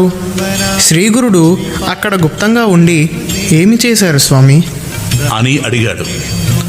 శ్రీ దత్తాయ గురువే నమః, శ్రీ శ్రీపాద శ్రీవల్లభాయే నమః, శ్రీ నృసింహ సరస్వతియే నమః. ఓం శ్రీ గణేశాయ నమః, శ్రీ సరస్వతీదేవియే నమః, శ్రీ గురుభ్యో నమః. శ్రీ గురు చరిత్ర అధ్యాయం 15. సిద్ధయోగి ఇలా చెప్పారు. నాయన, కొద్ది కాలంలోనే శ్రీగురుని మహిమ అన్ని దిక్కులా వ్యాపించి సుదూర ప్రాంతాల నుండి కూడా ఎందరెందరో తమ కోరికలు నెరవేర్చుకోవడానికి ఆయనను దర్శించేవారు. వారిలో మంచివాడితో పాటు భక్తుల వేషాలలో ఎందరో దుష్టులు కూడా ఉండేవారు. పూర్వం పరశురాముడు దుష్టులైన రాజును ఓడించి సంపాదించిన భూమండలమంతా దానమిచ్చేసి సహ్యాద్రి పర్వతానికి దక్షిణ దిక్కునున్న కొంకణ దేశంలో ఒకచోట తపస్సు చేసుకుంటున్నాడు. కానీ కొందరు దురాశపరులు ఆయన వద్దకు వెళ్ళి తమకు కూడా భూమి ఇప్పించమని కోరారు. ఆయన ఆ ప్రదేశం కూడా వాళ్లకు దానమిచ్చి వాళ్ళ బెడద నుంచి తప్పించుకోవడానికి సముద్రంలో ప్రవేశించి అదృశ్యమయ్యారు. అదే కారణంగా శ్రీగురుడు కూడా వైద్యనాథంలో గుప్తంగా కొంతకాలం ఉండదలుచుకున్నారు. కనుక ఒకరోజున గృహస్థ శిష్యులకి ఇలా సెలవిచ్చారు. ఉపనయనాది సంస్కారాల వలన ద్విజుడైన బ్రహ్మచారి వేదాధ్యయనం చేస్తూ భక్తితో గురువును సేవించాలి. అతడికి పగటి నిద్ర తగదు. దొరికిన భిక్షాన్నం గురువు కర్పించి ఆయన ఇచ్చినది భుజిస్తూ విద్యావంతుడు కావాలి. చివరకు గురువుకు దక్షిణ సమర్పించి సమావర్తన హోమం చెయ్యాలి. అటు తర్వాత గురుని అనుజ్ఞతో ఒక యోగ్యమైన కన్యను పెండ్లాడి గృహస్థాశ్రమ ధర్మాలను పాటించాలి. పుత్రుడు యుక్త వయసుడయ్యాక అతనికి సర్వస్వము సమర్పించి భార్యతో కూడా అరణ్యానికి వెళ్ళాలి. తర్వాత గ్రామ్య విషయాలను వదిలి భార్య యొక్క అనుమతితో సన్యసించాలి. సన్యాసికి జపము, భిక్షాటనము, ధ్యానము, శౌచము, అర్చన ధర్మాలు. అతడు స్త్రీ కథలను వినకూడదు. వాహనము లెక్కరాదు, మంచము తాకరాదు, పగలు నిద్రింపరాదు. నిరంతరము ఆత్మదృష్టి అయి ఉండాలి. వెదురు, సొరకాయ, చెక్క, మట్టి వీటితో చేసిన పాత్రలు మాత్రమే ఉపయోగిస్తూ దండదారి అయి పగల మాత్రమే భుజించాలి. సంవత్సరమంతా తీర్థాటనం చేస్తూ 3 పగళ్ళు మించి ఏ గ్రామంలోనూ నివసించక స్థిరచిత్తుడై ఉండాలి. అలా తిరగడానికి శరీరంలో శక్తి లేకపోతే సదా దైవాన్ని ధ్యానిస్తూ ఒక మహాక్షేత్రంలో నివసించాలి. అలా చెప్పి గృహస్థ శిష్యులను వారి వారి గృహాలకు పంపి సన్యాసులని శిష్యులకు శ్రీగురుడు ఇలా చెప్పారు. నాయనలారా, మీరందరూ తీర్థయాత్రలకు వెళ్ళండి. మీకు మరలా శ్రీశైలంలో బహుధాన్య సంవత్సరంలో మా దర్శనమవుతుంది అన్నారు. అప్పుడు ఆ శిష్యులు, స్వామి, సర్వతీర్థాలు మీ పాదాల వద్దనే ఉన్నాయని శాస్త్రాలు చెబుతున్నాయి కదా, మిమ్మల్ని విడిచి మేమెక్కడికి పోగలము? దాని వలన మాకు కలిగే లాభమేమున్నది అన్నారు. అప్పుడు స్వామి, నాయనలారా, సన్యాసులమైన మనము 5 రోజులకు మించి ఎక్కడా నిలవకూడదు. సర్వతీర్థాలు దర్శించడం మన ధర్మం. దాని వలన మనస్సు స్థిరమవుతుంది. అటు తర్వాత ఒకచోట స్థిరంగా ఉండడం శ్రేయస్కరం అని చెప్పారు. అప్పుడు శిష్యులు, స్వామి, మీ మాటయే మాకు ప్రమాణం. మేము ఏ ఏ తీర్థాలు దర్శించాలో సెలవేయండి అని కోరారు. అప్పుడు శ్రీగురుడు ఇలా చెప్పారు. నాయనలారా, తీర్థాలన్నిటిలోకి ఉత్తమమైన కాశీకి వెళ్ళి గంగను సేవించి గంగాతట యాత్ర చెయ్యండి. అటు తర్వాత యమున, సరస్వతి నదుల్ని కూడా అలానే సేవించండి. అందువలన పితృదేవతలకు సంతృప్తి, మీకు శాశ్వత బ్రహ్మలోక ప్రాప్తి కలుగుతాయి. తర్వాత వరుణ, కుశావర్త, శతద్రు, విపాస, శరావతి, వితస్త, అసక్ని, మరుద్రుత, మధుమతి, పయస్వని, మృతవతి, రేవ, చంద్రభాగ, రేవతి, సరయు, గోమతి, వేదిక, కౌశిక, నిత్యజల, మందాకిని, సహస్రభక్త, పూర్ణ, పుణ్య, అరుణ, బహుద, వైరోచని, పుష్కరే, ఫల్గు, అలకనంద మొదలైన నదుల్లోనూ నదీ సంగమాల్లోనూ స్నానం చేసి తటయాత్ర చెయ్యండి.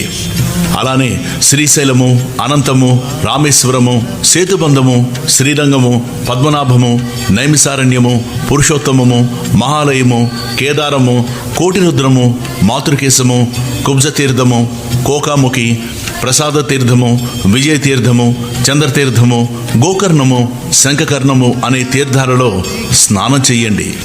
అలానే అయోధ్య, మధుర, మాయ, కాంచి, ద్వారక, సాలగ్రామము, శబల గ్రామాలు దర్శించండి. నవ్య మార్గంలో 3 సార్లు గోదావరి తటయాత్ర చేస్తే పాపాలన్నీ నశించి జ్ఞానం కలుగుతుంది. అలానే భీమేశ్వర, పంజర, కుశతర్పణ, పూర్ణ, కృష్ణవేణి, తుంగభద్ర, పంప, భీమా నదులకు తటయాత్ర చేయండి. హరిహర క్షేత్రము, పాండురంగ క్షేత్రము, మౌతలింగము దర్శించండి. గంధర్వపురము, అదే గాణగాపురము ఉత్తమమైన క్షేత్రం. అక్కడ ఎన్నో తీర్థాలు ఉన్నాయి. అచ్చట దేవతలు సులభంగా వరాలిస్తారు. అక్కడ భీమ, అమరజా నది సంగమం ఉన్నది. అచ్చట అశ్వత్థ వృక్షము సాక్షాత్తు కల్పవృక్షమే. దానికి ఎదురుగా నృసింహ తీర్థము, దానికి తూర్పున పాపనాశ తీర్థము, దాని పక్కనే రుద్రపాద తీర్థము, చక్ర తీర్థము, తర్వాత కోటి తీర్థము, మన్మథ తీర్థము ఉన్నాయి. అక్కడనే కల్లేశ్వరుడు ఉన్నాడు.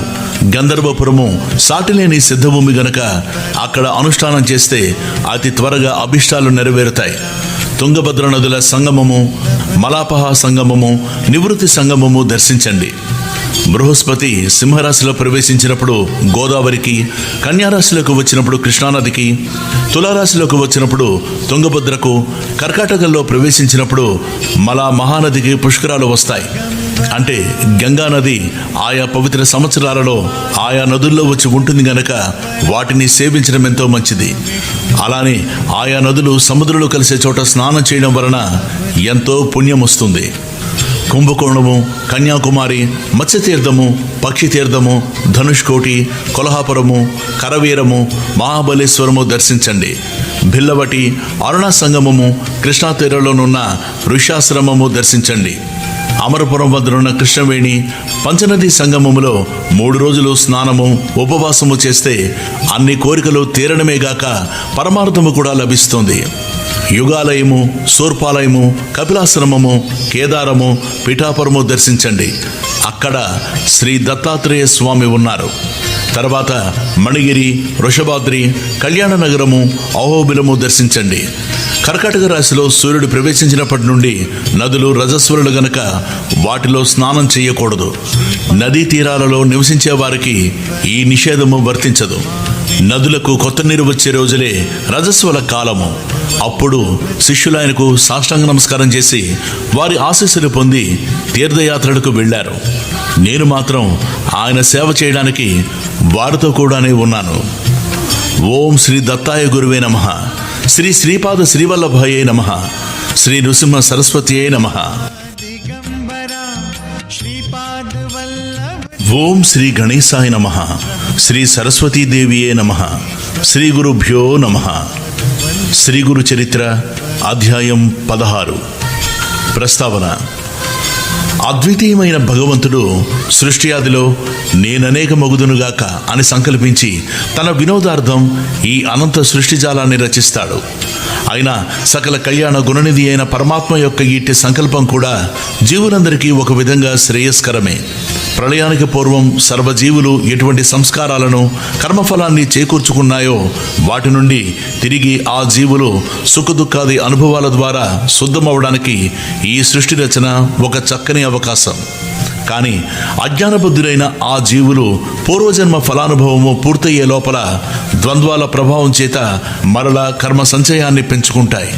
వారిపై కృప వలన ఆ పరమాత్మ శ్రీ దత్తస్వామిగా అవతరించి శ్రీపాదస్వామి, శ్రీ నృసింహ సరస్వతి స్వామి వంటి సద్గురువుల రూపాలలో జీవులను ఉద్ధరిస్తున్నాడు గనకనే సద్గురు సేవ మోక్షానికి మొదటి చివరి మెట్టు కూడా. సద్గురువు త్రిమూర్త్యాత్మకుడు, పరబ్రహ్మము కూడా. ఈ విశ్వమంతా ఆయన రూపమే. గురుభావంతో దేనిని అచంచలమైన దీక్షతో సేవించిన మానవుడు గమ్యాన్ని చేరవచ్చు. కానీ సామాన్యులకు ఏ వస్తువునైనా వ్యక్తినైనా పరిపూర్ణమైన గురుభావంతో సేవించడానికి తగిన సంస్కార బలం ఉండదని ఈ అధ్యాయంలోని గురుపరాత్మకుడైన విప్రుని వృత్తాంతం తెలుపుతుంది. సర్వం కల్వితం బ్రహ్మ, ఇదంతా బ్రహ్మ అని శృతులు చెప్పిన అలాంటి భావంతో ప్రాణులు వస్తువులతోనూ వ్యవహరించడం పామరుల వలన కాదు. కనుకనే సద్గురువుల రూపంలో శ్రీ దత్తాత్రేయుడే అవతరించి తన మహిమతో వారి భక్తి విశ్వాసాలను చూరగొని వారిని ఉద్ధరిస్తాడు. వివేకం లేని భక్తులకు గురువు పట్ల కూడా స్థిరమైన భక్తి విశ్వాసాలు ఉండవు. అందుకే ఎక్కువ మంది ఆత్మజ్ఞానాన్ని పొందలేరు. మనుష్యాణం సహస్రేషు కస్సిద్ధ్యతతి సిద్ధయే. జ్ఞాన సిద్ధికై యత్నించేవాడు 1000కి ఒక్కడుంటారని, అట్టివారిలో కూడా లక్ష్యాన్ని సాధించేవారి కొద్దిమంది ఉంటారని భగవద్గీత చెబుతోంది. పూర్ణదత్తావతారమైన గురువు సకల గురుస్వరూపి కనుక అవివేకంతో గురువుని విడిచిన అజ్ఞానాంధుని చేత పూర్వ గురువుని స్మరింపజేసి అతనికి దర్శనమిచ్చి ఉద్ధరించగలరని ఈ అధ్యాయం తెలుపుతోంది. శ్రీ సాయి చరిత్రలో ఇలాంటి లీలలెన్నో చూడవచ్చు. పూర్ణుడైన నిజమైన సద్గురుడు నమ్రతతో శాస్త్ర ప్రతిష్టను కాపాడతారు. ధౌమ్యుడు శిష్యుని చేత అశ్వని దేవతల్ని స్తుతింపజేసి తిరిగి కన్నులొచ్చేలా చేశాడు. ప్రాయశ్చిత కాండంలో శ్రీగురుడు అలానే చెప్పడం గమనించాలి. విష్ణు సహస్రనామము, భాగవతము మొదలైనవి పఠించమని భక్తులను ప్రోత్సహించేవారు. ఆ గ్రంథాలు చదవడం వలన సద్గురోపదేశం యొక్క విలువలు కూడా భక్తులకు తెలియగలదు. గురు మహిమను, సేవలను వివరించే ఈ అధ్యాయం గురు చరిత్రలో ముఖ్యమైనది. కథారంభం. నామధారకుడు సిద్ధయోగికి నమస్కరించి, మహాత్మా, అప్పుడు శ్రీగురుని ఆజ్ఞను అనుసరించి తీర్థయాత్రలకు వెళ్ళిన శిష్యులెవరు? అటుపై ఏమీ జరిగింది స్వామి అని అడిగాడు. సిద్ధయోగి ఇలా చెప్పారు. నామధారక, నీవు గురుభక్తులలో ఉత్తముడివి. ఇంతకాలము నన్ను గురుకథ చెప్పమని ఎవరు కోరనందువలన నా మనస్సు నివురుగప్పినట్లయింది. నీవిప్పుడు ఆయన గురించి ఇంతగా ఆసక్తితో అడుగుతుంటే నీకు చెబుతుండడం వలన ఆయన కథలు గుర్తు తెచ్చుకున్న కొద్దీ నా మనస్సు మేలుకున్నట్లవుతున్నది. ఆనంద పారవశ్యం కలుగుతున్నది. నీవు కూడా నాకెంతో ఉపకారం చేశావు. నీవు వయసులో చిన్నవాడవైన శ్రీగురుని అనుగ్రహం వలన లోకశ్రేష్ఠుడు అవుతావు. నీ వంశమంతా పుత్ర పౌత్ర ధన ధాన్యాలతోనూ సుఖశాంతులతోనూ విలసిల్లుగాక. శ్రీగురుని చరిత్ర చెబుతాను. అది మానవులకు కోరిదగినని ప్రసాదించడంలో కామధేనువు వంటిదని ప్రమాణం చేసి చెబుతున్నాను. శ్రద్ధగా విను.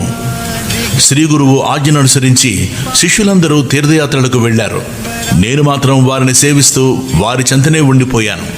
అప్పటి నుండి 1 సంవత్సరం పాటు శ్రీగురుడు వైద్యనాథంలోనే గుప్తంగా ఉండిపోయారు. ఒకనాడు ఒక బ్రాహ్మణుడు వచ్చి స్వామికి సాష్టాంగ నమస్కారం చేసి, స్వామి, నేను ఆత్మసిద్ధికై ఎంతో కాలం తపస్సు చేసినా గాని నా మనస్సు ఏమాత్రమూ ప్రశాంతమవ్వలేదు. కానీ మీ దర్శనం చేతనే నాకెంతో ఆనందం కలుగుతున్నది. నా మనస్సు స్థిరమవ్వకపోవడానికి కారణమేమిటి? మీరు లోకాన్ని తరింపజేయడానికి అవతరించిన దైవస్వరూపులు. నన్ను అనుగ్రహించి నాకు తగిన ఉపదేశం చేయండి. మిమ్ములను శరణు వేడుతున్నాను అన్నాడు. శ్రీగురుడు నవ్వి, నాయనా, నీవు గురువుని ఆశ్రయించకుండానే తపస్సెలా చేశావు అని అడిగారు. అతడు కన్నీరు కారుస్తూ, స్వామి, మొదట నేను ఒక గురువును ఆశ్రయించి చాలా కాలం సేవించాను. కానీ ఆయన నా చేత అన్ని సేవలు చేయించుకుంటూ నన్నెప్పుడూ తిడుతుండేవాడు. కానీ నాకేమీ నేర్పలేదు. ఎప్పటికప్పుడు నీకింకా బుద్ధి స్థిరం కాలేదు అని చెప్పి నాకు వేదం కానీ శాస్త్రం కానీ భాష్యం కానీ చెప్పలేదు. అందువలన ఒకసారి నేను ఆయన చెప్పిన సేవ చేయలేదు. అప్పుడు ఆయన నాపై ఎంతో కోపించి తీవ్రంగా నిందించాడు. వెంటనే నేను ఆయనను విడిచి వచ్చేశాను అని చెప్పాడు. శ్రీగురుడు ముక్కు మీద వేలు వేసుకుని, అయ్యో బ్రాహ్మణుడా, ఎంత పని చేశావు! నీవు చేసిన పని ఆత్మహత్య ఎంతటి మహాపాపం. నిజానికి నీవే నీలోని దుర్గుణాలను తెలుసుకోలేక గురువును నిందిస్తున్నావు. నీకింక మనస్సు నిశ్చలమెలా అవుతుంది? దొరికిన కామధేను వంటి గురువును విడిచి నీవెక్కడికి పరిగెడితే మాత్రం నీకు జ్ఞానమెలా లభిస్తుంది?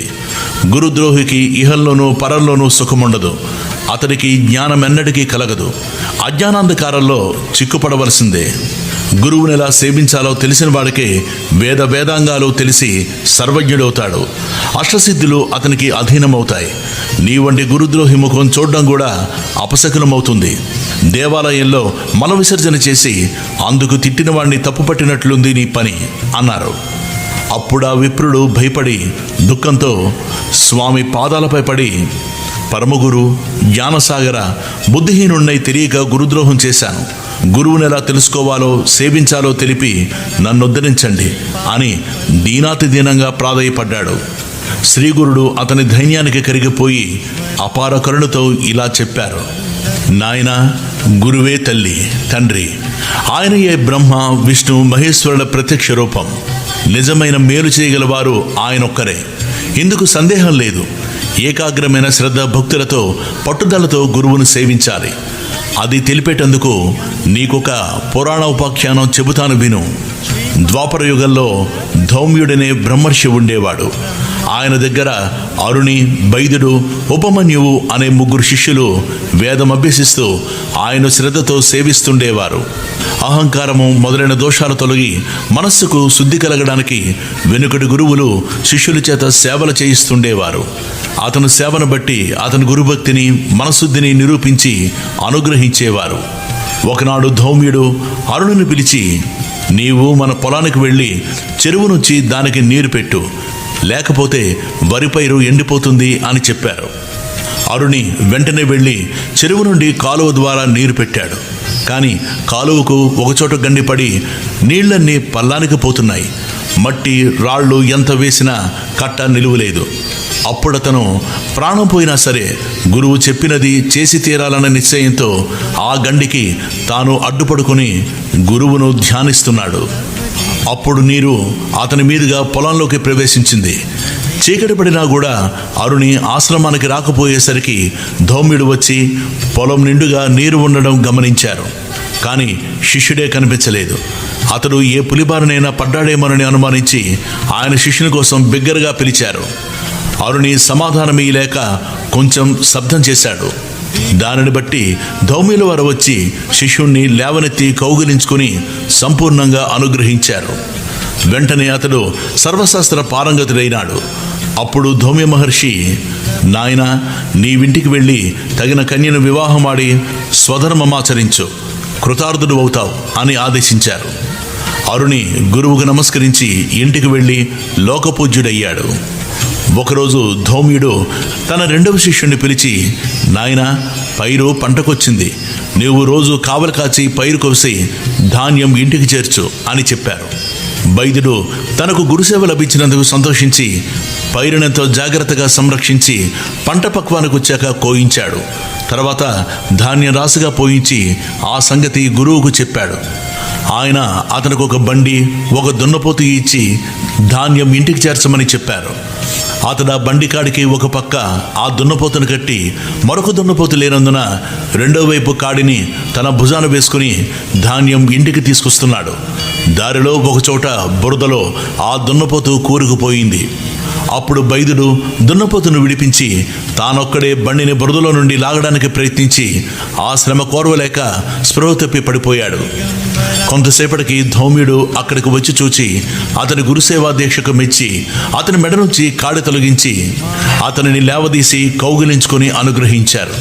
వెంటనే వేదశాస్త్ర విజ్ఞానమంతా అతనిలో మేల్కొన్నది. గురువు అతనికి సెలవిచ్చి ఇంటికి పంపారు. కొద్ది కాలంలోనే అతడు కూడా అరుణి వలె లోకప్రసిద్ధుడయ్యాడు. ఇక ఉపమన్యువు మాత్రమే ఆ మహర్షిని సేవిస్తుండేవాడు. అతడు అతిగా భోజనం చేసేవాడు. ఆ మాంద్యంలో విద్యాభ్యాసాల్లో అతని మనస్సు నిలిచేది కాదు. ధౌమ్యుడు ఆలోచించి ఒకరోజు అతన్ని పిలిచి, నాయనా, నీవు గోవులను అడవికి తోలుకుపోయి మేపుకొని వస్తుండు అని చెప్పారు. ఉపమన్యువు గోవులను అడవికి తీసుకువెళ్ళాడు. కొంతసేపటికి అతనికి ఆకలి వేయసాగింది. వెంటనే అతడు ఆవులను ఇంటికి తోలుకొచ్చాడు. ధౌమ్యుడు అది చూసి, నీవు ప్రతిరోజు సూర్యాస్తమయం వరకు గోవులను మేపాలి అన్నారు.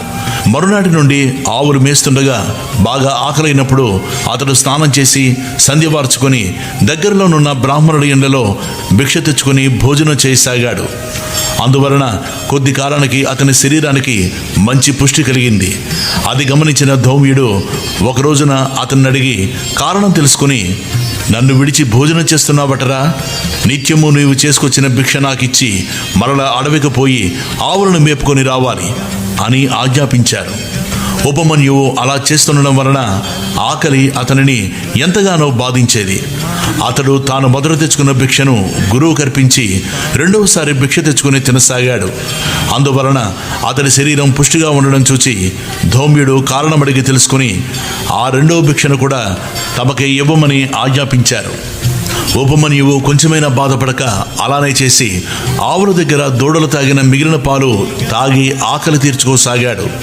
అందువలన కొద్ది కాలంలోనే అతని శరీరం మరింత లావెక్కింది.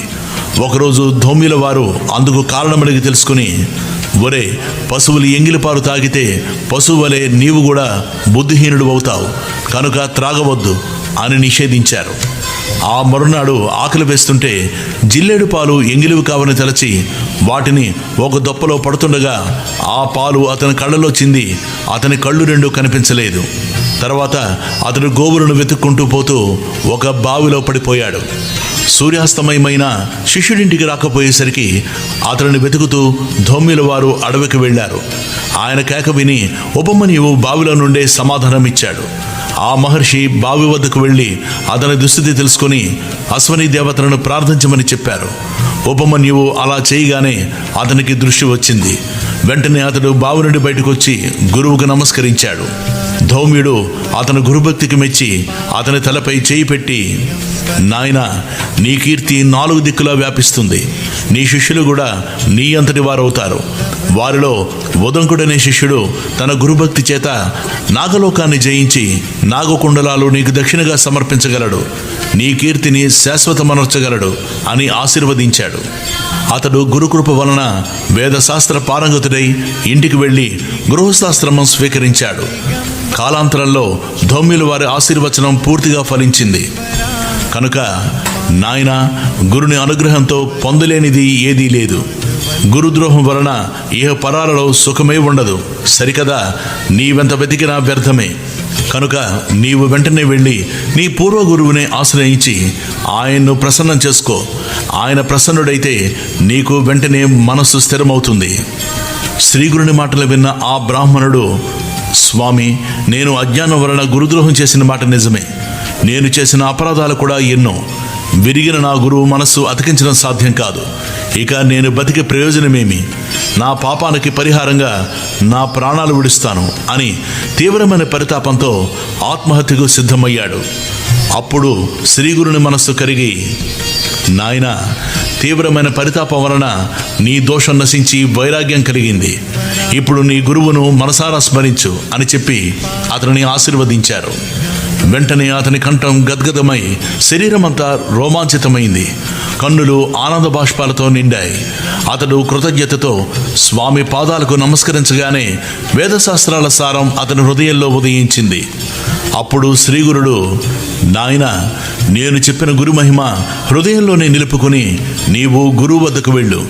నీవు నమస్కరించగానే ఆయన ప్రసన్నుడవుతాడు. ఆయనే నేనని తెలుసుకో అన్నారు. అతడు అలానే చేసి తర్వాత ముక్తి పొందాడు. ఇలా 1 సంవత్సర కాలం వైద్యనాథంలో నివసించి తర్వాత శ్రీ నృసింహ సరస్వతి దేశ సంచారం చేస్తూ కృష్ణా తీరంలో ఉన్న భిల్లవటి గ్రామంలోని భువనేశ్వరి దేవి సన్నిధి చేరి అచ్చట కృష్ణవేణి సంగమంలో పడమట తీరాన ఉన్న ఉదుంబర వృక్షం కింద కొంతకాలం గుప్తంగా నివసించారు. శ్రీ దత్తాయ గురువే నమః. శ్రీ శ్రీపాద శ్రీవల్లభాయే నమః. శ్రీ నృసింహ సరస్వతియే నమః. ఓం శ్రీ గణేశాయ నమః. శ్రీ సరస్వతీ దేవియే నమః. శ్రీ గురుభ్యో నమః. శ్రీ గురు చరిత్ర అధ్యాయం 17. ఈ 17, 18, 19 అధ్యాయాలలో శ్రీ నృసింహ సరస్వతి స్వామి యొక్క అవతార లీలలకు ముఖ్య రంగస్థలమైన అమరపురము నరసోబావాడి క్షేత్ర మహత్యాన్ని, అక్కడ శ్రీగురుడు చేసిన లీలల్ని వర్ణిస్తుంది. ఆయన ఒక మూర్ఖ బ్రాహ్మణుని తలపై తమ చేయి పెట్టి సకల విద్యాపారంగతుడిగా చేశాడు. పేద బ్రాహ్మణ దంపతులకు భుక్తి ముక్తులను ప్రసాదించాడు. ఇలాంటి లీలలు కూడా శ్రీ సాయి సమర్థ, శ్రీ షిరిడి సాయిబాబా జీవిత చరిత్రలో చూడవచ్చు. గంగానుజుడు అనే భక్తుడి చేత క్షణకాలంలో త్రిస్థలి, కాశీ, ప్రయాగ, గయ క్షేత్రాలు యాత్ర చేయించాడు. ఇలాంటి లీల శ్రీ తాజుద్దీన్ బాబా జీవిత చరిత్రలో చూడవచ్చు. శ్రీ దత్తాత్రేయ స్వామి నేటికి ఎలాంటి సద్గురు రూపాల్లో మానవులను ఉద్ధరిస్తున్నారో వీరి చరిత్రలో చూడవచ్చు. అది గుర్తుంచుకొని మనం ఈ పారాయణం చేయాలి. శ్రద్ధాయుతమైన ఈ అధ్యాయ పారాయణం ఆయా క్షేత్ర దర్శనంతో సమానం. దేవి తనను ఆశ్రయించిన విద్యాహీనుడితో శ్రీ గురువును ఆశ్రయించమని చెప్పిన లీల సప్త శృంగేరి దేవి కాకాజీ అనే భక్తుడితోనూ, చిన్నకృష్ణ అనే భక్తునితో స్వప్నంలో శ్రీ మహావిష్ణువు సాయిబాబాను ఆశ్రయించమనడంతో సరిపోతుంది. దేవతల కంటే సద్గురువు అధికుడని ఈ లీలలకర్థం. శ్రీ రామకృష్ణ పరమహంసతో కాళీమాత కూడా అద్వైతానుభూతిని పొందడానికి తోతాపురి అనే గురువును ఆశ్రయించమనడం గమనార్హం. ఇష్ట దేవతోపాసన విక్షేప దోష నివృత్తి కోసమేనని, ఆత్మజ్ఞానానికై శ్రోత్రియుడు బ్రహ్మనిష్ఠుడు అయిన గురువును ఆశ్రయించాలని ఉపనిషత్తులు చెప్పిన దానినే ఈ లీలలు బలపరుస్తాయి. ముముక్షువుకు సద్గురువును ఆశ్రయించమనడం అత్యావశ్యకమని ఈ అధ్యయనం తెలుపుతున్నది. మానవ మాతృడైన గురువును ఆశ్రయించిన వారిని కూడా ఆ రూపంలో అనుగ్రహించి తరింపజేయవలసింది సద్గురువేనని కిందటి అధ్యాయంలోని చివరి లీల తెలుపుతున్నది. శ్రీ సాయి తామే సకల సాధు స్వరూపిణి భక్తులకు అనుభవం ఇచ్చిన లీలనెంతగానో ఇది పోలి ఉన్నది. కనుకనే శ్రీగురుడు స్వయంగా పురాణోక్తమైన గురుసేవ వృత్తాంతాలను కిందటి అధ్యాయంలో చెప్పాడు. కథారంభం. సిద్ధముని ఇంకా ఇలా చెప్పారు: నాయనా, మబ్బు వేసే ముందు చల్లని గాలి వీచినట్లు గురుకథ వినడంలో నీకు అది వినిపించడం వలన నాకు ప్రీతి కలుగుతున్నది. శ్రీగురుని భక్తుల పాలిట కామధేనువు, కల్పవృక్షము అయిన ఈ గురు చరిత్ర చెబుతాను విను. శ్రీగురుడు కృష్ణా తీరంలో బిల్లవటి వద్దనున్న మేడి చెట్టు దగ్గర శాస్త్రోక్తంగా చాతుర్మాస్యం చేశారు. అది వినగానే నామధారకుడు నమస్కరించి, స్వామి, భగవంతుడైన శ్రీగురుడు తపస్సు, అనుష్ఠానము ఎందుకు చేశారు? అందరికీ అన్నీ సమర్పించగల ఆయన భిక్ష చేసుకోవడం ఎందుకు అని అడిగాడు. సిద్ధయోగి, నాయనా, భగవంతుడైన శివుడు, త్రిమూర్తి స్వరూపుడైన దత్తాత్రేయుడు భిక్ష చేయలేదా? మహాత్ములు తీర్థయాత్ర చేయడము, తపస్సు చేయడము గాని, భిక్షమెత్తడం గాని భక్తులను ఉద్ధరించడానికి, సాధకులకు సన్మార్గము తెలియజెప్పడానికి మాత్రమే చేస్తారు. అలానే శ్రీగురుడు కూడా భిక్షావృత్తిని స్వీకరించారు. భక్తానుగ్రహార్థమే శ్రీగురుడు కాలగతిలో మరుగున పడిన ఉత్తమ తీర్థాలన్నిటినో తిరిగి ప్రకటన చేయడానికి తీర్థయాత్రలు చేశారు. కేవలం లౌకిక సుఖాలను మాత్రమే ఆశించే మూర్ఖులు, స్వార్థపరులు తమను ఆశ్రయించకుండా చూడడానికి ఆయన కొంతకాలం గుప్తంగా ఉన్నారు. కానీ సూర్యుని తేజస్సు, కస్తూరి వాసన ఎలా దాగి ఉండలేవో అలాగే శ్రీగురుని మహిమ కూడా ఒకనాడి విధంగా వెల్లడైంది. కరివీరపురంలో వేదశాస్త్ర పురాణ పారంగతుడైన ఒక బ్రాహ్మణుడు ఉండేవాడు. అతడు కన్యసాకీయుడు. మహాపండితుడైన ఆయనకు ఒక కొడుకు పుట్టాడు. కానీ అతని చిన్నతనంలోనే తల్లిదండ్రులు మరణించారు. అతడు మందమతి కావడంతో చదువు ఏమాత్రం రాలేదు. మేనమామ గ్రామస్తులతో కలిసి అతనికి 7వ సంవత్సరంలో ఉపనయనం చేశాడు. కానీ మతిమరుపు వల్ల అతడు గాయత్రి మంత్రానుష్ఠానం కూడా చేయలేకపోయేవాడు. ఉపనయనం చేసిన 1 సంవత్సరానికే మేనమామ కూడా మరణించడంతో అతడు అనాథై భిక్షకెళ్ళేవాడు. ఊళ్ళోని జనం అతనిని, ఒరే మందమతి, అంతటి మహాపండితుని పేరు చెడగొట్టిన నీవు ఇందులోనైనా దూకి చావరాదా? నీ జన్మ వ్యర్థం. విద్యావంతుడు, వయసులో చిన్నవాడిన అతను ఎక్కడికి వెళ్ళినా సోదరుని వలె విద్య అతని వెంట నుండి అతనికి కీర్తి, గౌరవము లభించేలా చేస్తుంది. అతని శరీరంలో సర్వదేవతలు నివసిస్తారు. కనుక అతడు వయోవృద్ధులకు కూడా పూజనీయుడే. విద్య లేనివాడు, వయసులో పెద్దవాడైనా అతనినెవరూ ఆదరించరు. విద్య లేని నీవు పశువు కంటే హీనం అని హేళన చేసేవారు. అతడందుకు బాధపడి, అయ్యా, మీరు చెప్పినది నిజమే గాని నేనేమి చేయగలను? పూర్వజన్మలో నేను విద్యాదానం చేయలేదు కాబోలు నాకు ఈ దుస్థితి ఏర్పడింది. దయతో నాకు విద్య అలవడేందుకు ఉపాయం చెప్పండి అని ప్రాధేయపడేవాడు. అతనికి విద్య చెప్పి చెప్పి విసిగిపోయిన ఆ విప్రులు, నీకిక జన్మలో విద్య రాదు, నీవు భిక్ష చేసుకుని బతకడానికి కూడా పనికిరావు, నీ వలన నీ వంశమే భ్రష్టమైంది అని నిందించేవారు. ఆ పిల్లవాడు తన దుస్థితికి నిస్పృహ చెంది ఇల్లు విడిచి బిల్లబట్టి చేరి కృష్ణానదికి తూర్పు దిక్కున ఉన్న భువనేశ్వరీ దేవిని దర్శించి అక్కడ ప్రాయోపవేశం ప్రారంభించాడు. అలా 3 రోజులు గడిచినా ఆ తల్లి దర్శనం ఇయ్యకపోయేసరికి అతడు పట్టరాని కోపంతో తన నాలుక కోసి దేవి పాదాల వద్ద పెట్టి, అమ్మా, నీవు కూడా నన్ను అనుగ్రహించుకుంటే రేపు నా తల నరికి నీకు సమర్పించి నీ ఎదుటనే ప్రాణాలు విడుస్తాను అని చెప్పుకున్నాడు. నాటి రాత్రి దేవి అతడికి కలలో కనిపించి, నాయనా, నాపై అలగవద్దు, కృష్ణానదికి పడమటి తీరాన ఉన్న మేడు చెట్టు కింద తపస్సు చేసుకుంటున్న సన్యాసి సాక్షాత్తు శివుని అవతారం, అపార శక్తిమంతుడు, నీ కోరిక తీర్చగలడు అని చెప్పింది.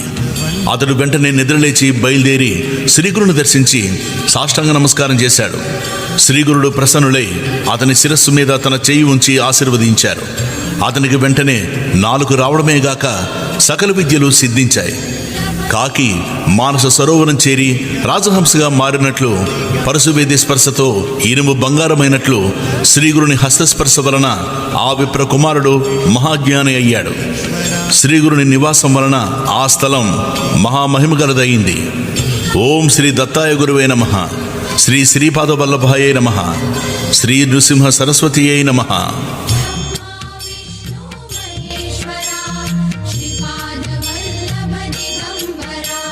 ఓం శ్రీ గణేశాయ నమః, శ్రీ సరస్వతీదేవియే నమః, శ్రీ గురుభ్యో నమః. శ్రీ గురు చరిత్ర అధ్యాయం 18. నామధారకుడు, స్వామి, శ్రీగురుని లీలలు ఇంకా వినిపించండి అని ప్రార్థించాడు. సిద్ధయోగి ఇలా చెప్పారు, నాయనా, అంతవరకు గుప్తంగా ఉన్న శ్రీగురుని మహిమ ఈ లీల వలన లోకానికి వెల్లడైంది. ఇక శ్రీగురుడు తమ గుప్త జీవితం విడిచిపెట్టి లోక ప్రసిద్ధుడై అప్పటి నుండి వరుణా సంగమం చేరి అక్కడి నుండి కృష్ణా తీరంలోనున్న తీర్థంలో స్నానం చేస్తూ కృష్ణ పంచనది సంగమానికి వెళ్ళి అక్కడ 12 సంవత్సరాలు నివసించారు. అక్కడ శివ, భద్ర, భోగివతి, కుంభి, సరస్వతి అను మహాపవిత్రమైన 5 నదులు ఒక్కటై కృష్ణానదిలో కలుస్తాయి. అందువలన దీని మహిమ పురాణాల్లో కూడా మనోహర తీర్థమని ఎంతగానో కీర్తించబడింది. అక్కడ ఎన్నో తీర్థాలు ఉన్నాయి. అక్కడ నుండి తూర్పున అమరపురం అనే గ్రామంలో అమరేశ్వరుడు, ఆయన సన్నిధిలో 64 మంది యోగినులు నివసిస్తున్నారు. అచ్చటి అమరేశ్వర లింగం సాక్షాత్తు కాశీ విశ్వేశ్వరుడే. అక్కడ వేణి నదితో కలిసిన కృష్ణ దక్షిణ దిక్కుగా ప్రవహిస్తున్నది. అక్కడకు ఉత్తర దిక్కున శుక్లతీర్థము, ఉదుమర వృక్షము దగ్గర పాపనాశ తీర్థము, కామ్య తీర్థము, వరద తీర్థము ఉన్నాయి. సంగమంలో శక్తి తీర్థము, చామర తీర్థము, కోటి తీర్థము ఉన్నాయి. అవన్నీ అపారమైన మహిమ గలవే. అచ్చట కృష్ణ పంచగంగలో స్నానం చేస్తే సర్వ కార్యాలు నెరవేరుతాయి. అది గొప్ప తీర్థక్షేత్రము. దాని దర్శనం చేతనే అభిష్టాలు నెరవేరుతాయి. అచ్చటి మేడి చెట్టు సాక్షాత్తు కల్పవృక్షము. ఆ క్షేత్ర మహిమను వెల్లడి చేయడానికి శ్రీగురుడు అక్కడ అంతకాలం నివసించారు. శ్రీ నృసింహ సరస్వతి స్వామి ప్రతిరోజు భిక్షకు అమరపురానికి వెడుతుండేవారు. ఆ గ్రామంలో ఒక నిరుపేద బ్రాహ్మణుడు ఉండేవాడు. అతడు పరమ సాత్వికుడు. కేవలం యాయవార వృత్తితో జీవిస్తుండేవాడు. అతనికి ఒక కుమారుడు, ఒక కుమార్తె ఉన్నారు. అతడి ఇంటి ముందు తమ్మపాదు ఒకటి ఉండేది. అతనికి గ్రామంలో గింజలు లభించినప్పుడు ఆ కుటుంబం ఆ కూర వండుకు తినేవారు. అయినప్పటికీ ఆ బ్రాహ్మణుడు పంచయజ్ఞాలు సక్రమంగా నిర్వహిస్తూ అతిథులను తమ శక్తిని అనుసరించి సేవిస్తుండేవాడు. ఒకరోజు శ్రీగురుడు అతని ఇంటికి భిక్షకు వెళ్ళారు. ఆ బ్రాహ్మణుడు స్వామిని ఆహ్వానించి పూజించాడు. ఆ రోజు ధాన్యం లభించకపోవడం వలన వారు తమ ఇంటి ముందున్న తమ్మకాయలు కోసి వండి స్వామికి దానిని సమర్పించారు. తర్వాత స్వామి వారింట్లోనే కొద్దిసేపు విశ్రాంతి తీసుకుని, మీ ఆతిథ్యానికి మేమెంతో సంతోషించాం, నేటితో మీ దారిద్ర్యం తీరిపోయింది అని చెప్పి నిండుగా కాచిన ఆ పాదును పీకివేసి దాని కొమ్మలను తుణిచివేస్తూ త్వరగా వెళ్ళిపోయారు. అది చూచి ఆ ఇల్లాలు ఎంతో దుఃఖించి, అయ్యో స్వామికి ఈరోజు మనం చేసిన అపరాధమేమిటి? మనకు జీవనాధారమైన ఆ పాదుని పీకివేశారే, మనం జీవించేదెలా అని బాధపడుతుంటే, ఆ బ్రాహ్మణుడు సర్వము ఈశ్వరేచ్ఛ వలన మన ప్రారంధాన్ని అనుసరించి జరుగుతుంది. చీమల దగ్గర నుండి సర్వజీవులకు ఆయువు ఆహారము ప్రసాదిస్తాడే గాని ఆయన మనకెందుకు కీడు చేస్తారు? ఏదైనా మన కర్మను అనుసరించే జరుగుతుంది, నీవు బాధపడవద్దు అని ఆమెను ఓదార్చి దానిని తిరిగి నాటాలని ఆ పాదు మొదట్లో తవ్వాడు. గడ్డపారకు ఒక లోహపాత్ర తగిలిన శబ్దం వచ్చింది. అక్కడ తవ్వి చూడగా ఒక రాగి బిందె నిండుగా బంగారు నాణేలున్నాయి. అతడెంతో సంతోషంతో దానిని తన భార్యకు చూపి, చూచావా, స్వామి ఈ లతను పీకివేయడం వలనే ఈ నిధి మనకు దొరికింది. ఆయన సాక్షాత్తు పరమేశ్వరుడే అని చెప్పాడు. వెంటనే ఆ దంపతులు శ్రీగురుని దర్శించి ఆ వృత్తాంతం ఆయనకు విన్నవించారు. అప్పుడు శ్రీగురుడు, నాయనా, నీవి విషయం ఎవ్వరికీ చెప్పవద్దు. చెబితే సంపద నశిస్తుంది. స్వధర్మాన్ని అనుసరిస్తూ భోగభాగ్యాలు అనుభవించి తర్వాత నిరామయులై ముక్తి పొందుతారు అని దీవించి పంపారు. ఓం శ్రీ దత్తాయ గురువే నమః, శ్రీ శ్రీపాద శ్రీవల్లభాయే నమః, శ్రీ నృసింహ సరస్వతియే నమః, శ్రీ గణేశాయ నమః, శ్రీ సరస్వతీదేవియే నమః, శ్రీ గురుభ్యో నమః. శ్రీ గురు చరిత్ర అధ్యాయం 19. నామధారకుడు. స్వామి, అశ్వత్థ వృక్షం వంటి పవిత్ర వృక్షాలు ఎన్నో ఉండగా శ్రీగురుడు ప్రత్యేకంగా ఉదుంబర వృక్షం మూలంలోనే నివసించడానికి కారణమేమిటి అని ప్రశ్నించాడు. అప్పుడు సిద్ధమునింద్రుడు ఇలా చెప్పారు. పూర్వము నరసింహస్వామి అవతరించి హిరణ్యకశిపుణ్ణి చంపినప్పుడు ఆ రాక్షసుని కడుపులో ఉన్న దుష్టమైన రక్తం స్వామి చేతిగోడ కంటుకుని ఆయన గోళ్లు విపరీతంగా మంటలు పుట్టసాగాయి. అప్పుడు లక్ష్మీదేవి మేడిపండ్లతోనూ ఆకులతోనూ ఆ బాధ నివారింపజేసింది. అందుకు స్వామి సంతోషించి, ఆ వృక్షాన్ని నిన్ను భక్తితో సేవించిన వారికి విషబాధ తొలగుగాక, నిన్ను పూజించిన వారి పాపాలు నశించి అభిష్టాలు నెరవేరుతాయి, నీ నీడన చేసిన జప ధ్యానాదులకు అపారమైన ఫలితం ఉంటుంది, మేమిద్దరము నీ యందు నివసిస్తాము అని వరమిచ్చాడు. ఆ వరాన్ని అనుసరించే భగవంతుడైన శ్రీగురుడు ఆ చెట్టు క్రింద నివసించారు. నేటికి ఆ వృక్షంలో శ్రీ దత్తాత్రేయుడైన శ్రీగురుడు నివసిస్తుంటారు. శ్రీగురుడు అక్కడ నివసిస్తున్న రోజులలో అమరేశ్వరుని సన్నిధిలో ఉన్న 40 మంది యోగినులు మధ్యాహ్న సమయంలో ఉదంబర వృక్షం కిందనున్న శ్రీగురుని దర్శించి తమ ఆశ్రమానికి తీసుకుని వెళ్లి యథావిధిగా పూజించి ఆయనకు భిక్ష ఇవ్వసాగారు. ఆయన వారి భిక్షను స్వీకరించి మరలా వచ్చి ఆ వృక్షమూలంలో కూర్చుంటుండేవారు. అమరపురంలోని విప్రులకు స్వామి నిత్యము భిక్ష కోసం తమ గ్రామానికి రాకపోవడం వింతగా తోచేది. ఆయన ఆ అడవిలో నిరాహారిగా ఎలా జీవిస్తున్నారో అర్థం కాలేదు. వారి రహస్యాన్ని తెలుసుకోదలచి ఒక మనిషిని అందుకు నియమించారు. అతడు దాగి ఉండి మధ్యాహ్న సమయంలో స్వామిని గమనించాలని ప్రయత్నిస్తుండేవాడు. కానీ ఆ సమయమయ్యేసరికి అతనికి ఒక మహాత్ముని రహస్యం తెలుసుకోబోనడం మహాపాపమని తోచి విపరీతమైన భయమేస్తుండేది. దానిని తట్టుకోలేక ఒకరోజు అతడు ఇంటికి పారిపోయాడు. అక్కడకు దగ్గరలోనే గంగానుజుడు అనేవాడు తన పొలానికి కావలు కాచుకుంటూ ఉండేవాడు. ఒకరోజు ఒక అద్భుతమైన దృశ్యం అతని కంటపడింది. అకస్మాత్తుగా నదీ జలం అడ్డంగా 2గా చీలిపోయింది. అందులో నుండి ఎవరో వస్తున్నట్లు తోచి గమనించగా యోగినులు కొందరు నది నుండి బయటకొచ్చి అతడి మేడు చెట్టు కింద కూర్చుని ఉన్న శ్రీగురుని వద్దకు వెళ్లారు. వారు ఆయనను పూజించి ఆయన సన్నిధిలో కొంతసేపు ధ్యానం చేసుకుని తర్వాత స్వామిని తీసుకుని వచ్చిన దారినే నది మధ్యకు వెళ్ళిపోయారు. మర్నాడు కూడా అదే సమయానికి సరిగా అలానే జరగడం చూసి ఆశ్చర్యపోయి కొంచెం దూరం వారిని అనుసరించాడు. ఆ నది మధ్యలో ఒక దివ్య మందిరం చూచాడు. వారు దేవకన్యలని, వారి చేత పూజించబడుచున్న యతి సామాన్య మానవుడుగాడని అతడు గుర్తించాడు. 3వ రోజు అదే సమయానికి అతడికి వెళ్ళి అతడు ఆ యోగుల వెనకనే నదీ గర్భంలోకి ఇంకొంచెం ముందుకు వెళ్ళి అచట మందిర ద్వారం దగ్గర నిలిచి అక్కడ జరిగేదంతా శ్రద్ధగా గమనిస్తున్నాడు. యోగినులు స్వామిని రత్నఖచిత సింహాసనంపై కూర్చోబెట్టి పూజ చేసి నీరాజనమిచ్చి షడ్రసోపేతమైన భోజనం సమర్పించారు.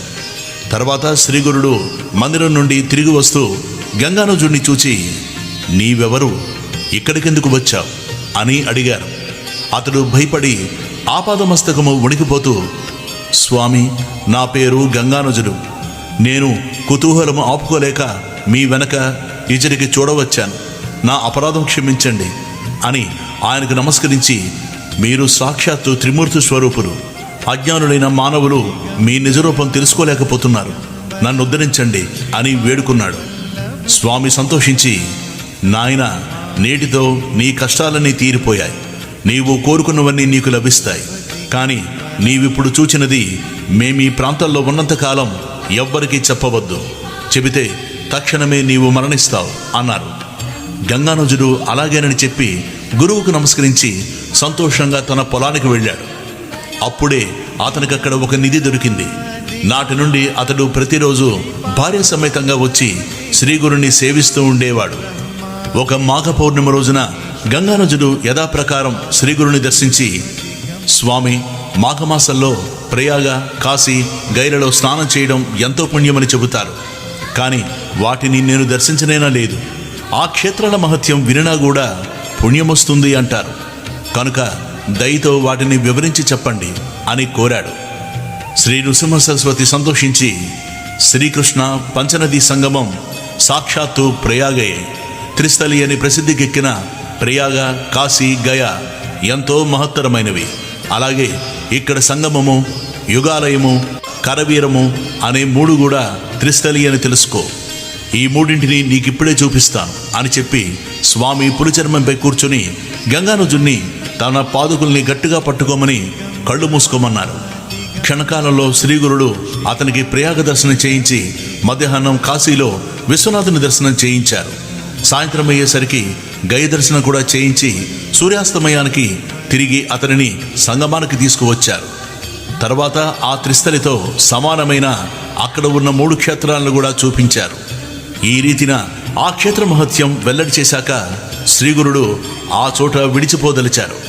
ఆ సంగతి విని యోగినుడు ఆయనను దర్శించి నమస్కరించి, ప్రభు, మీ సేవకులమైన మమ్మల్ని విడిచిపెట్టి ఎక్కడికి పోతారు అని విలపించారు.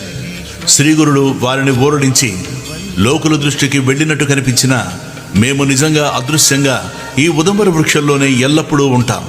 మీరు కూడా మనోహరమైన ఈ కల్పవృక్షంలోనే నివసించండి. అమరపురానికి తూర్పు దిశన మా నివాసమైన ఈ క్షేత్రం లోక ప్రసిద్ధమవుతుంది. ఇక్కడ అన్నపూర్ణాదేవిని కూడా మేము ప్రతిష్ఠిస్తాం. మమ్మల్ని, ఈ ఉదంబర వృక్షాన్ని, మా పాదుకలను, ద్విజులను పూజించి ఇచ్చటి తీర్థాలలో స్నానం చేసిన వారికి సర్వ పాపాలు నశించి అపారమైన పుణ్యం సమకూరి కోరినవన్నీ నెరవేరుతాయి. ఈ వృక్షం క్రింద చేసిన జపము, హోమము, రుద్రాభిషేకము మొదలైన సత్కర్మలకు 1,000,000 రెట్లు ఫలితం ఉంటుంది. ఇచ్చటి పాదుకలను పూజించి నెమ్మదిగా ప్రదక్షిణ చేసి ప్రతి ప్రదక్షిణకి చివర నమస్కారం చేసిన వారికి సర్వ రోగాలు నశిస్తాయి అని చెప్పి శ్రీగురుడు ఆశ్వయుజ బహుళ ద్వాదశి నాడు గంధర్వ నగరంలోని భీమా అమరజ సంగమానికి వెళ్ళారు. శ్రీ నరసింహ సరస్వతి స్వామి విశ్వరూపుడైన జగన్నాథుడు. ఆయన సర్వవ్యాపి అయినప్పటికీ ఈ ఉదంబర వృక్షంలో ప్రేమతో దాని కింద నిత్య నివాసము చేస్తూనే ఉన్నారు. ఓం శ్రీ దత్తాయ గురువే నమః. శ్రీ శ్రీపాద శ్రీవల్లభాయ నమః. శ్రీ నృసింహ సరస్వతి అయి నమః. దిగంబరా శ్రీపాద శ్రీ గణేశాయ నమః. శ్రీ సరస్వతీదేవి నమః. శ్రీ గురుభ్యో నమః. శ్రీ గురు చరిత్ర అధ్యాయం 20. ప్రస్తావన. మీరు వినబోవు 20, 21 అధ్యాయాలు తెలిపే అంశాలివి. శ్రీగురుడు ఒకచోటు ఉంటూ అంతకుముందు తామున్న చోటు కూడా సూక్ష్మ రూపంలో అతడి భక్తుల్ని రక్షించాడు. మహనీయులు సర్వగతులై భక్తులెక్కడ తమను స్మరించినా అక్కడే ప్రకటితమై రక్షించగలరని సాయిబాబా చరిత్ర కూడా తెలుపుతున్నది. బ్రహ్మజ్ఞాని కొద్ది కాలమున్న చోట తీర్థక్షేత్రమవుతుందని, అక్కడ చేసిన జపము, పూజ ఎన్నో రెట్లు ఫలితమిస్తాయని శాస్త్రం. శ్రీగురుడు, అక్కలకోట స్వామి, సాయిబాబా వంటి సద్గురువులు తమ భక్తుల పూర్వకర్మ ఫలాన్ని ప్రత్యామ్నాయ పద్ధతుల్లో సులభంగా తొలగించి మృతులను కూడా బ్రతికించగలిగారు. సామాన్యంగా స్వప్నాలు వాస్తవాలు కావు, కానీ సద్గురువిచ్చే స్వప్న సందేశాలు వాస్తవాలేనని పై మహనీయుల చరిత్రలు నిరూపిస్తున్నాయి. సద్గురువు స్థూల రూపంలో లేకున్నా భక్తులెప్పుడైనా వారి అనుగ్రహం పొందవచ్చు. నామధారకుడికి శ్రీగురుని అనుగ్రహం లభించినట్లే. కనుక శ్రద్ధతో ఈ గ్రంథం వినేవారి ఎదుట శ్రీ దత్తస్వామి ప్రసన్నుడై ఉంటాడని గుర్తుంచుకోవాలి. కథారంభం. నామధారకుడు సిద్ధమునికి నమస్కరించి, స్వామి, శ్రీగురుడు గంధర్వపురానికి వెళ్ళిన తర్వాత కూడా అమరపురంలోని ఉదుంబర వృక్షం కింద నివసిస్తూ భక్తుల కోరికలను నెరవేరుస్తున్నారని చెప్పారు కదా, అటువంటి అనుభవం ఎవరికైనా కలిగిందా అని అడిగాడు. సిద్ధముని సంతోషించి ఇలా చెప్పసాగాడు. నాయనా, అటువంటి నిదర్శనాలు ఎన్నో ఉన్నాయి. అవన్నీ చెప్పడం ఎవ్వరి తరమూ కాదు. అయినా ఒక్క నిదర్శనం మాత్రం చెబుతాను విను. సిరోలా అనే గ్రామంలో వేదశాస్త్ర పారాయణుడు ఉదారుడు అయిన గంగాధరుడనే బ్రాహ్మణుడు ఉండేవాడు. అతని భార్య శాంతాదేవి మహాపతివ్రత. ఆమెకు 5 కొడుకులు పుట్టారు గాని ఒక్కరు కూడా దక్కలేదు. ఆమె ఎందరో దేవతలను పూజించి ఎన్నో వ్రతాలు ఉపవాసాలు చేసింది. అయినా ఆమె కర్మ తీరలేదు. చివరికి ఆమె తన శోకానికి కారణం నివారణోపాయము తెలపమని ఒక దైవజ్ఞుని కోరింది. అతడు, అమ్మా, నీ గర్భశోకానికి కారణం నీవు చేసిన పూర్వపాపమే. గర్భపాతం చేసిన, ఇతరుల ధనం అపహరించిన తర్వాత జన్మలలో పుట్టిన బిడ్డలందరూ చనిపోతారు. నీవు గత జన్మలో సౌనక గోత్రుడైన ఒక బ్రాహ్మణుని వద్ద 100 రూపాయలు అప్పు తీసుకుని అతడెంత బ్రతిమారినా తిరిగి ఇవ్వలేదు. అతడు ఆ దిగులుతో ఆత్మహత్య చేసుకుని పిశాచి అయి ఈ జన్మలో నీ పిల్లలందరినీ చంపుతున్నాడు. నీవీ కర్మ అనుభవించక తీరదు అని చెప్పాడు. ఆమె పశ్చాత్తాపంతో అతని పాదాలపై పడి ఆ పాపానికి పరిహారం చెప్పమని కోరింది. ఆ దైవజ్ఞుడు జాలిపడి, అమ్మా, ఆ బ్రాహ్మణుడు ఆత్మహత్య చేసుకున్నందువలన అతనికి శ్రాద్ధకర్మలు ఎవరూ చేయలేదు. అతడు ఆత్మహత్య చేసుకోవడము, అంత్యక్రియలు జరగకపోవడము ఇవన్నీ నీ వలననే జరిగాయి. కనుక అతడిప్పుడు పిశాచమై నీ బిడ్డలను చంపుతున్నాడు. కనుక నీవు 1 నెల రోజుల పాటు పంచగంగా స్నానం చెయ్యాలి. నిత్యము 7 సార్లు మేడు చెట్టుకు యథావిధిగా ప్రదక్షిణము, పూజ చేసి శ్రీగురుని పాదుకలకు పూజ, అభిషేకము చేస్తూ ఉపవాసము చెయ్యి. అటు తర్వాత నీవతనికి అంత్యక్రియలు చేసి అతని సగోత్రికుడైన ఒక బ్రాహ్మణుడికి నీవు అపహరించిన 100 రూపాయలు దానమివ్వాలి. అలా చేస్తే నీకు కలిగిన సంతానము నిలుస్తుంది. అప్పుడు నీ దోషాలు తొలగి శ్రీగురుని అనుగ్రహం వలన పూర్ణ ఆయుర్ధాంగాల కొడుకులు కలుగుతారు అని చెప్పాడు. ఆ మాటలు విని శాంతాదేవి దీనంగా, అయ్యా, నేను ఈ శరీరంతో శ్రమించి మీరు చెప్పిన మాసవ్రతం ఆచరించగలను గాని ఆ బ్రాహ్మణుని సగోత్రికునికి దానమివ్వడానికి నా వద్ద అంత పైకము లేదు. నేనేమి చేయాలి అని వాపోయింది. ఆ దైవజ్ఞుడు, అమ్మా, అలాగైతే నిర్మలమైన మనస్సుతో నేను చెప్పినట్లు శ్రీగురు పాదుకలను అర్చించి నీ శక్తి మేరకు దానమివ్వు. ఆ ఉదంబర వృక్షంలో నిత్య నివాసం చేస్తున్న శ్రీగురుడు పరమ దయామూర్తి గనక నీ భక్తికి మెచ్చి నీ పాప పరిహారం చేస్తారు అని చెప్పాడు. అప్పుడు శాంతాదేవి పంచగంగా సంగమానికి వెళ్ళి దీక్షగా ఆ వ్రతమాచరించనారంభించింది. 3వ రోజు ఆమె ప్రదక్షిణం చేసి నీరసంతో పడుకోగానే కునుకుపట్టి స్వప్నం వచ్చింది. కలలో ఆ పిశాచం కనిపించి ఆమెను భయపెట్టి తన సొమ్ము తిరిగివ్వకుంటే ఆమె వంశం నాశనం చేస్తానని ఆమె మీదకు దూకాడు. అప్పుడు ఆమె మేడి చెట్టు వద్దకు పరిగెత్తింది. అక్కడ శ్రీగురుడున్నాడు. ఆమె ఆయన చాటుకు వెళ్ళింది. శ్రీగురుడు ఆమెకు అభయమిచ్చి ఆమె మీదకు వస్తున్న ఆ పిశాచాన్ని అడ్డగించారు. అప్పుడు ఆ పిశాచం ఆయనతో తనకు ఆమె చేసిన అన్యాయం గురించి చెప్పి, స్వామి, తపస్సులు యతీశ్వరులైన మీకు ఆమె పట్ల పక్షపాతం తగదు అని మొరపెట్టుకున్నాడు. అప్పుడు శ్రీగురుడు కోపంతో, నీవు భక్తులను బాధిస్తే నిన్ను శిక్షిస్తాను. ఈమెను ఇలాగే బాధిస్తే నీకింకా పాపాలు చుట్టుకుంటాయే గాని లాభమేముంది? ఈమె నీ డబ్బు అపహరించినది పూర్వజన్మలో గదా. ఈ జన్మలో ఆమె నిరుపేదరాలు. అందువలన ఈమె చేత ఊర్ధ్వదైహిక కర్మలు చేయించి యథాశక్తి దానమిప్పిస్తాము. నీకు సద్గతి ప్రసాదిస్తాము. మేము చెప్పినది నీకు నచ్చితే సరే, లేకపోతే నీకు ఈ దుస్థితి తప్పదు. మేము మాత్రం ఈమెను రక్షించి తీరతాము అన్నారు. ఆ పిశాచం, స్వామి, మీ దర్శనం వల్లనే నా కాఠిన్యం నశించింది. మీరెలా చేసినా సంతోషమే అన్నాడు. శ్రీగురుడు శాంతాదేవితో, అమ్మా, నీవు యథాశక్తి పైకం వెచ్చించి అతనికి ఉత్తమగతి సంకల్పించి అంత్యక్రియలు జరిపించు. నీ బ్రహ్మహత్యా దోషం తొలగి పూర్ణాయువు గల కుమారులు కూతుళ్ళు కలుగుతారు అని చెప్పి వెనక దైవజ్ఞులు చెప్పిన విధానమే ఆమెకు ఆయన విధించారు. ఆమె నిద్రలేచి సంతోషంతో స్వామి చెప్పినట్లే చేసి 16వ రోజున ఆ బ్రాహ్మణుడికి ఊర్ధ్వదైహిక కర్మ చేయించింది.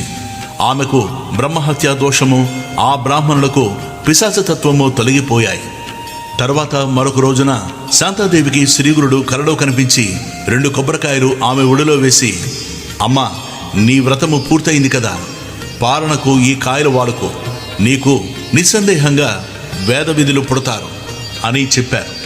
ఆమె నిద్రలేచి చూసేసరికి నిజంగానే ఆ 2 ఫలాలు ఆమె పక్కనే ఉన్నాయి. ఆమె వెంటనే ఈ కల గురించి తన భర్తకు చెప్పింది. ఆ దంపతులు సంతోషించి స్వామి చెప్పినట్లు ఆ కొబ్బరికాయలను పూజించి వాటిని పాలనకు ఉపయోగించారు. తర్వాత కొద్ది కాలానికి ఆమెకు 2 మగపిల్లలు కలిగారు.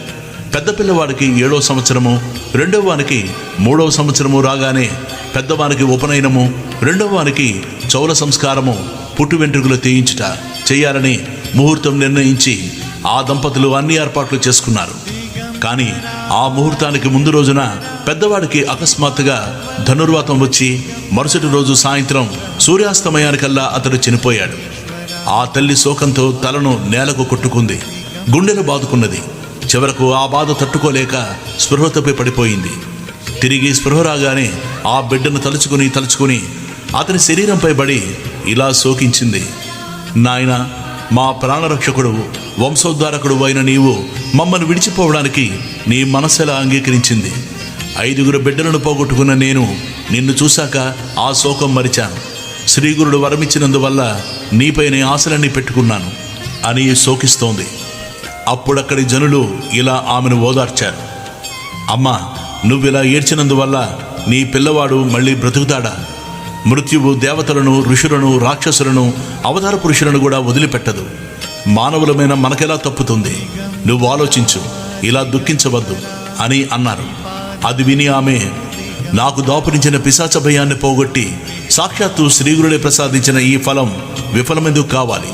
నేను కూడా ఈ బిడ్డకు తోడుగా ప్రాణమైన విడుస్తాను అని ఎంతో పట్టుదలగా బదులు చెప్పింది.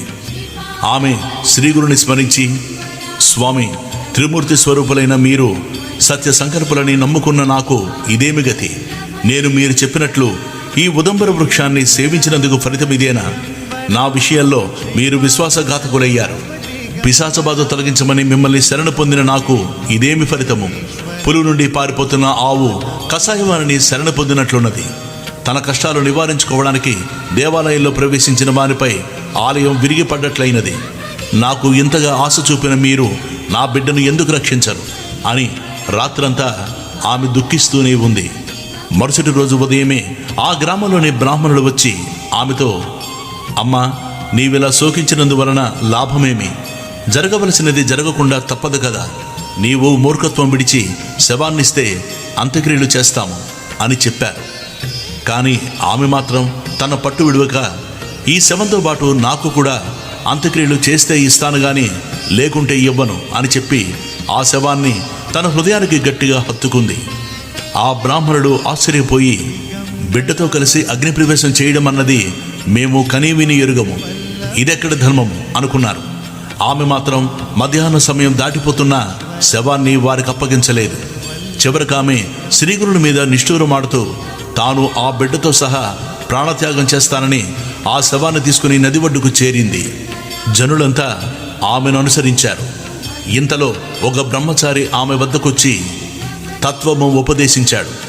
అతడెవరో కాదు, త్రిమూర్తి స్వరూపము, భక్తవత్సలుడు అయిన శ్రీగురుడే. శ్రీ దత్తాయ గురువే నమః, శ్రీ శ్రీపాదవల్లభాయే నమః, శ్రీ నృసింహ సరస్వతి అయి నమః.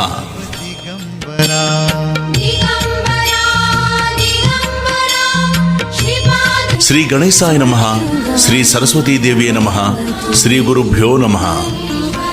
శ్రీ గురు చరిత్ర అధ్యాయం 21. సిద్ధమునింద్రుడు ఇంకా ఎలా చెప్పసాగాడు. పుత్రశోకంతో కిన్నురాలై నదీ తీరానికి వెడుతున్న శాంతాదేవిని సమీపించి ఆ బ్రహ్మచారి ఇలా అన్నాడు, అమ్మా, నీవు మూర్ఖంగా దుఃఖించవద్దు. ఈ జనన మరణ చక్రంలో శరీరాలు నీటి బుడగల్లాగా పుట్టి నశిస్తుండడం సహజమే. కర్మానుసారం పంచభూతాల కలయిక వలన శరీరం ఏర్పడి కర్మ తీరిపోగానే పంచభూతాలు విడిపోవడం వల్ల శరీరం నశిస్తుంది. మాయకు వశులైన మానవులు తమ దేహమే తామన్న భ్రాంతిని పొంది బిడ్డ, భార్య, మిత్రుడు అనే మమకారం పెంచుకుంటారు. వారు సత్వగుణము వలన దేవత్వాన్ని, రజోగుణము వలన మానవత్వాన్ని, తమోగుణం వలన అధోగతిని పొంది కర్మఫలమును అనుభవిస్తారు. ఈ సృష్టిలో ఇది ఎవరికైనా తప్పదు. అది తెలిసిన జ్ఞానులు పుట్టుక వలన సంతోషాన్ని గాని, మరణం వల్ల దుఃఖం గాని పొందరు. వారి వారి కర్మలను అనుసరించి కొందరు బాల్యంలోనే మరణిస్తారు. నిజానికి శరీరం రక్తము, మాంసము మొదలైన ధాతువులతో నిండి మలినమైంది. బుద్ధిమంతులు ఇట్టి శరీరాన్ని నిత్యము, ప్రియము అని భావించారు. ఎన్నెన్ని జన్మలలో ఎవరెవరికి తల్లులో, బిడ్డలో, భర్తలో ఎవరికెరుక. ఇతడు నీ బిడ్డడన్న భ్రాంతితో శోకిస్తున్నావు. ఆ మమకారాన్ని విడిచి శాస్త్ర విధిని అనుసరించి అంత్యక్రియలకై వారికి శవాన్ని అప్పగించు అని చెప్పారు. ఆ మాటలు విని శాంతాదేవి, అయ్యా, మీరు కరుణతో ఉపదేశించినది ధర్మమే గాని అది నా మనసులో కొంచెం కూడా నిలవడం లేదు. జనన మరణాలకు మూలం కర్మే అయితే భగవంతుని సేవ వలన నశిస్తుందని పెద్దలెలా చెప్పారు. నాకు పూర్వకర్మ దోషమున్నదని తెలిసే నేను స్వామిని సేవించాను. శ్రీగురుడు నాకు అభయమిచ్చి వరమిచ్చాడు. ఇప్పుడు మరి నన్నెందుకిలా ఉపేక్షించాడు? రోగులు వైద్యుడిచ్చే మందులతో జబ్బు తగ్గించుకుంటున్నారు. పేదవారు శ్రీమంతులిచ్చే ధనంతో కష్టం తొలగించుకుంటున్నారు. అలానే శ్రీగురుని సేవించి ఆయనిచ్చిన అభయాన్ని నమ్ముకోవడమే నా మూర్ఖత్వమా? ఈ నా బిడ్డ శతాయుష్కుడవుతాడని ఆయన వరమిచ్చాడు. నాకు దాపురించిన పిశాచ భయాన్ని పోగొట్టి సాక్షాత్తు ఆ భగవంతుని ప్రసాదించిన ఈ ఫలం విఫలమెందుకు కావాలి? ఆయన యొక్క ఈ కీర్తి నలుదిశలా వ్యాపించడానికైనా ఈ నా దేహాన్ని కూడా ఆయనకే సమర్పిస్తాను అన్నది. అప్పుడు ఆ బ్రహ్మచారి, అమ్మా, అలా అయితే ఇక్కడ దుఃఖించి ఏమి ప్రయోజనం? నీకెక్కడ వరం లభించిందో అక్కడికే ఈ శవాన్ని తీసుకువెళ్ళి అడుగు అని ఉపాయం చెప్పాడు. ఆ తల్లి అందుకు అంగీకరించి శవాన్ని తన కడుపుకు కట్టుకొని పంచగంగా సంగమంలోని శ్రీగురుడు అధివసించిన ఉదుంబర వృక్షం వద్దకెళ్ళింది. అక్కడ ఆమె పట్టరాని క్రోధావేశంతో అతడి పాదుకలకు తన తలను కొట్టుకుంటుంటే రక్తం కారి పాదుకలు తడిశాయి. సాయంత్రం అయ్యేసరికి బ్రాహ్మణులు వచ్చి ఆమెతో, నీవు దుఃఖమణచుకొని కర్తవ్యం ఆలోచించు. కొద్దిసేపట్లో సూర్యుడు అస్తమించేలోగానే అంత్యక్రియలు పూర్తి చేయాలి. శవం ఇంకా వాసన కూడా వస్తుంది కనుక దీనిని మాకప్పగించు. అంతేగాక ఈ స్థలం ఊరికెంతో దూరం, ఏకాంతము, భయంకరమైన ఈ ప్రదేశంలో మీరిక ఉండవద్దు అని తొందర పెట్టారు. కానీ ఆమె అదేమీ పట్టించుకోకుండా శవాన్ని మరింత గట్టిగా పట్టుకొని పాదుకలకు తన తల కొట్టుకుంటూనే ఉన్నది. ఆ బ్రాహ్మణుడు వేరే దారి లేక, ఇక చీకటి పడుతున్నది, ఇక్కడ దొంగల భయం ఉన్నది, మన ఇండ్లకు వెళ్ళి రాత్రి ఉపవాసం ఉండి తెల్లవారాక శవ సంస్కారం చేద్దాం. ఈ శవం దుర్వాసన కొట్టినప్పుడైనా ఆమె మనకు సంస్కారానికి అప్పగిస్తుంది అనుకుని ఇళ్లకు వెళ్ళిపోయారు. గంగాధరుడు, శాంతాదేవి మాత్రం ఆ శవంతో పాటు శ్రీగురుని సన్నిధిలో ఆ రాత్రి అలానే ఉండిపోయారు. పిల్లవాడు చనిపోకముందు 3 రోజులు, తర్వాత 2 రోజులుగా నిద్రాహారాలు లేకుండా ఏడ్చి ఏడ్చి సోలిపోయిన ఆమెకు నాటి తెల్లవారుజామున కునుకు పట్టింది. అప్పుడు ఆమెకు స్వప్నంలో శ్రీగురుడు దర్శనమిచ్చారు. ఆయన జడలు, విభూతి, పులితోలు, రుద్రాక్షమాలలు ధరించి ఉన్నారు. ఒక చేతిలో దండము, మరో చేతిలో త్రిశూలము ధరించి ఉన్నారు. ఆయన బయట నుండి వీరున్న ఉదంబర వృక్షం కిందకు వచ్చి ఆమెతో, అమ్మా, నాపై నిష్ఠూరమాడతావెందుకు? నీ బిడ్డకేమైంది? నేనిప్పుడే అతనికి వైద్యం చేస్తాను అని ఆ శవానికి విభూతి పూసి పిల్లవాని ముక్కులోకి గాలి ఊది, అమ్మా, నేను నీకేం అపకారం చేశాను? ఇంకా ఉపకారమే చేశాను. నీ బిడ్డ శరీరం నుండి వెడలిపోయిన ప్రాణవాయువును మళ్ళీ ప్రతిష్ఠించాను. నా మీద కష్టపెట్టుకోవద్దు, ఇక దుఃఖించుకు అని చెప్పి అదృశ్యమయ్యారు. శాంతాదేవి త్రుళ్ళిపడి నిద్రలేచింది. కానీ ఇది నా పుత్ర వ్యామోహం వలన వచ్చిన కలే గాని చనిపోయిన వాడిగా బతుకుతాడా? నా ప్రారంభమిలా ఉంటే శ్రీగురుడేమి చేస్తారు అనుకుంది. ఇంతలో ప్రక్కనున్న శవం కదలసాగింది. ఆమె త్రాకి చూస్తే వెచ్చగా ఉన్నది. అంతలోనే ఆమెకు ఆ శరీరంలో ఏదైనా భూతమావేశించిందేమోననిపించి భయమేసి దూరంగా వెళ్ళింది. కానీ పిల్లవాడు లేచి కూర్చొని, అమ్మ, ఆకలేస్తోంది, అన్నం పెట్టు అని ఏడుస్తూ ఆమె వద్దకొచ్చాడు. ఆమెకప్పుడు అద్భుతంగా స్తన్యం వచ్చింది. ఆమె బిడ్డకు పాలిచ్చి భర్తను నిద్రలేపి జరిగిందంతా వివరించింది. అప్పుడు ఆ దంపతులు భక్తితో ఆ ఉదంబర వృక్షానికి ప్రదక్షిణలు, సాష్టాంగ నమస్కారము చేసి శ్రీగురుణ్ణి ఇలా స్తుతించారు. ఓ శ్రీ గురుమూర్తి, జయము జయము. సాక్షాత్తు త్రిమూర్తి స్వరూపులైన మీరు భక్తులపై వాత్సల్యంతో మానవ రూపం ధరించారు. వారి హితం కోరి నిరంతరము వారిని కనిపెట్టి కాపాడి తరింపజేయడానికై ఈ క్షేత్రంలో వెలిశారు. భక్తుల తాపాలను హరించే మీ మహత్యాన్ని వర్ణించడం ఎవరితరమూ కాదు. తల్లివలే మీరు మా తప్పులు క్షమించి కృపచూప మిమ్మల్ని శరణబేడుతున్నాము. తర్వాత వారు పిల్లవారితో సహా వెళ్ళి సంగమ స్నానం చేసి ఆ నీటితో గురుపాదుకులు కడిగి శుభ్రం చేసి ఉదంబర వృక్షాన్ని పాదుకలను అభిషేకించి పూజించారు. ఇంతలో సూర్యోదయమైంది.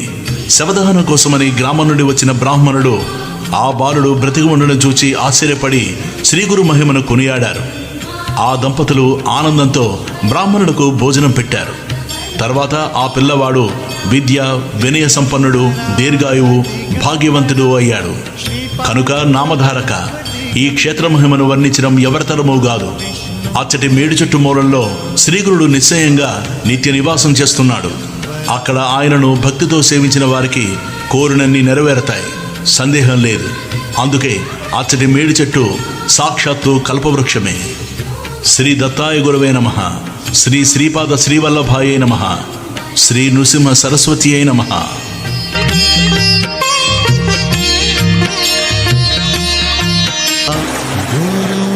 गुरुर्ब्रह्मा गुरुर्विष्णु गुरुर्देवो महेश्वरः गुरुः साक्षात् परब्रह्म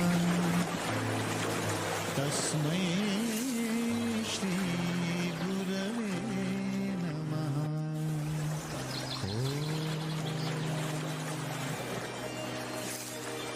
दिगंबरा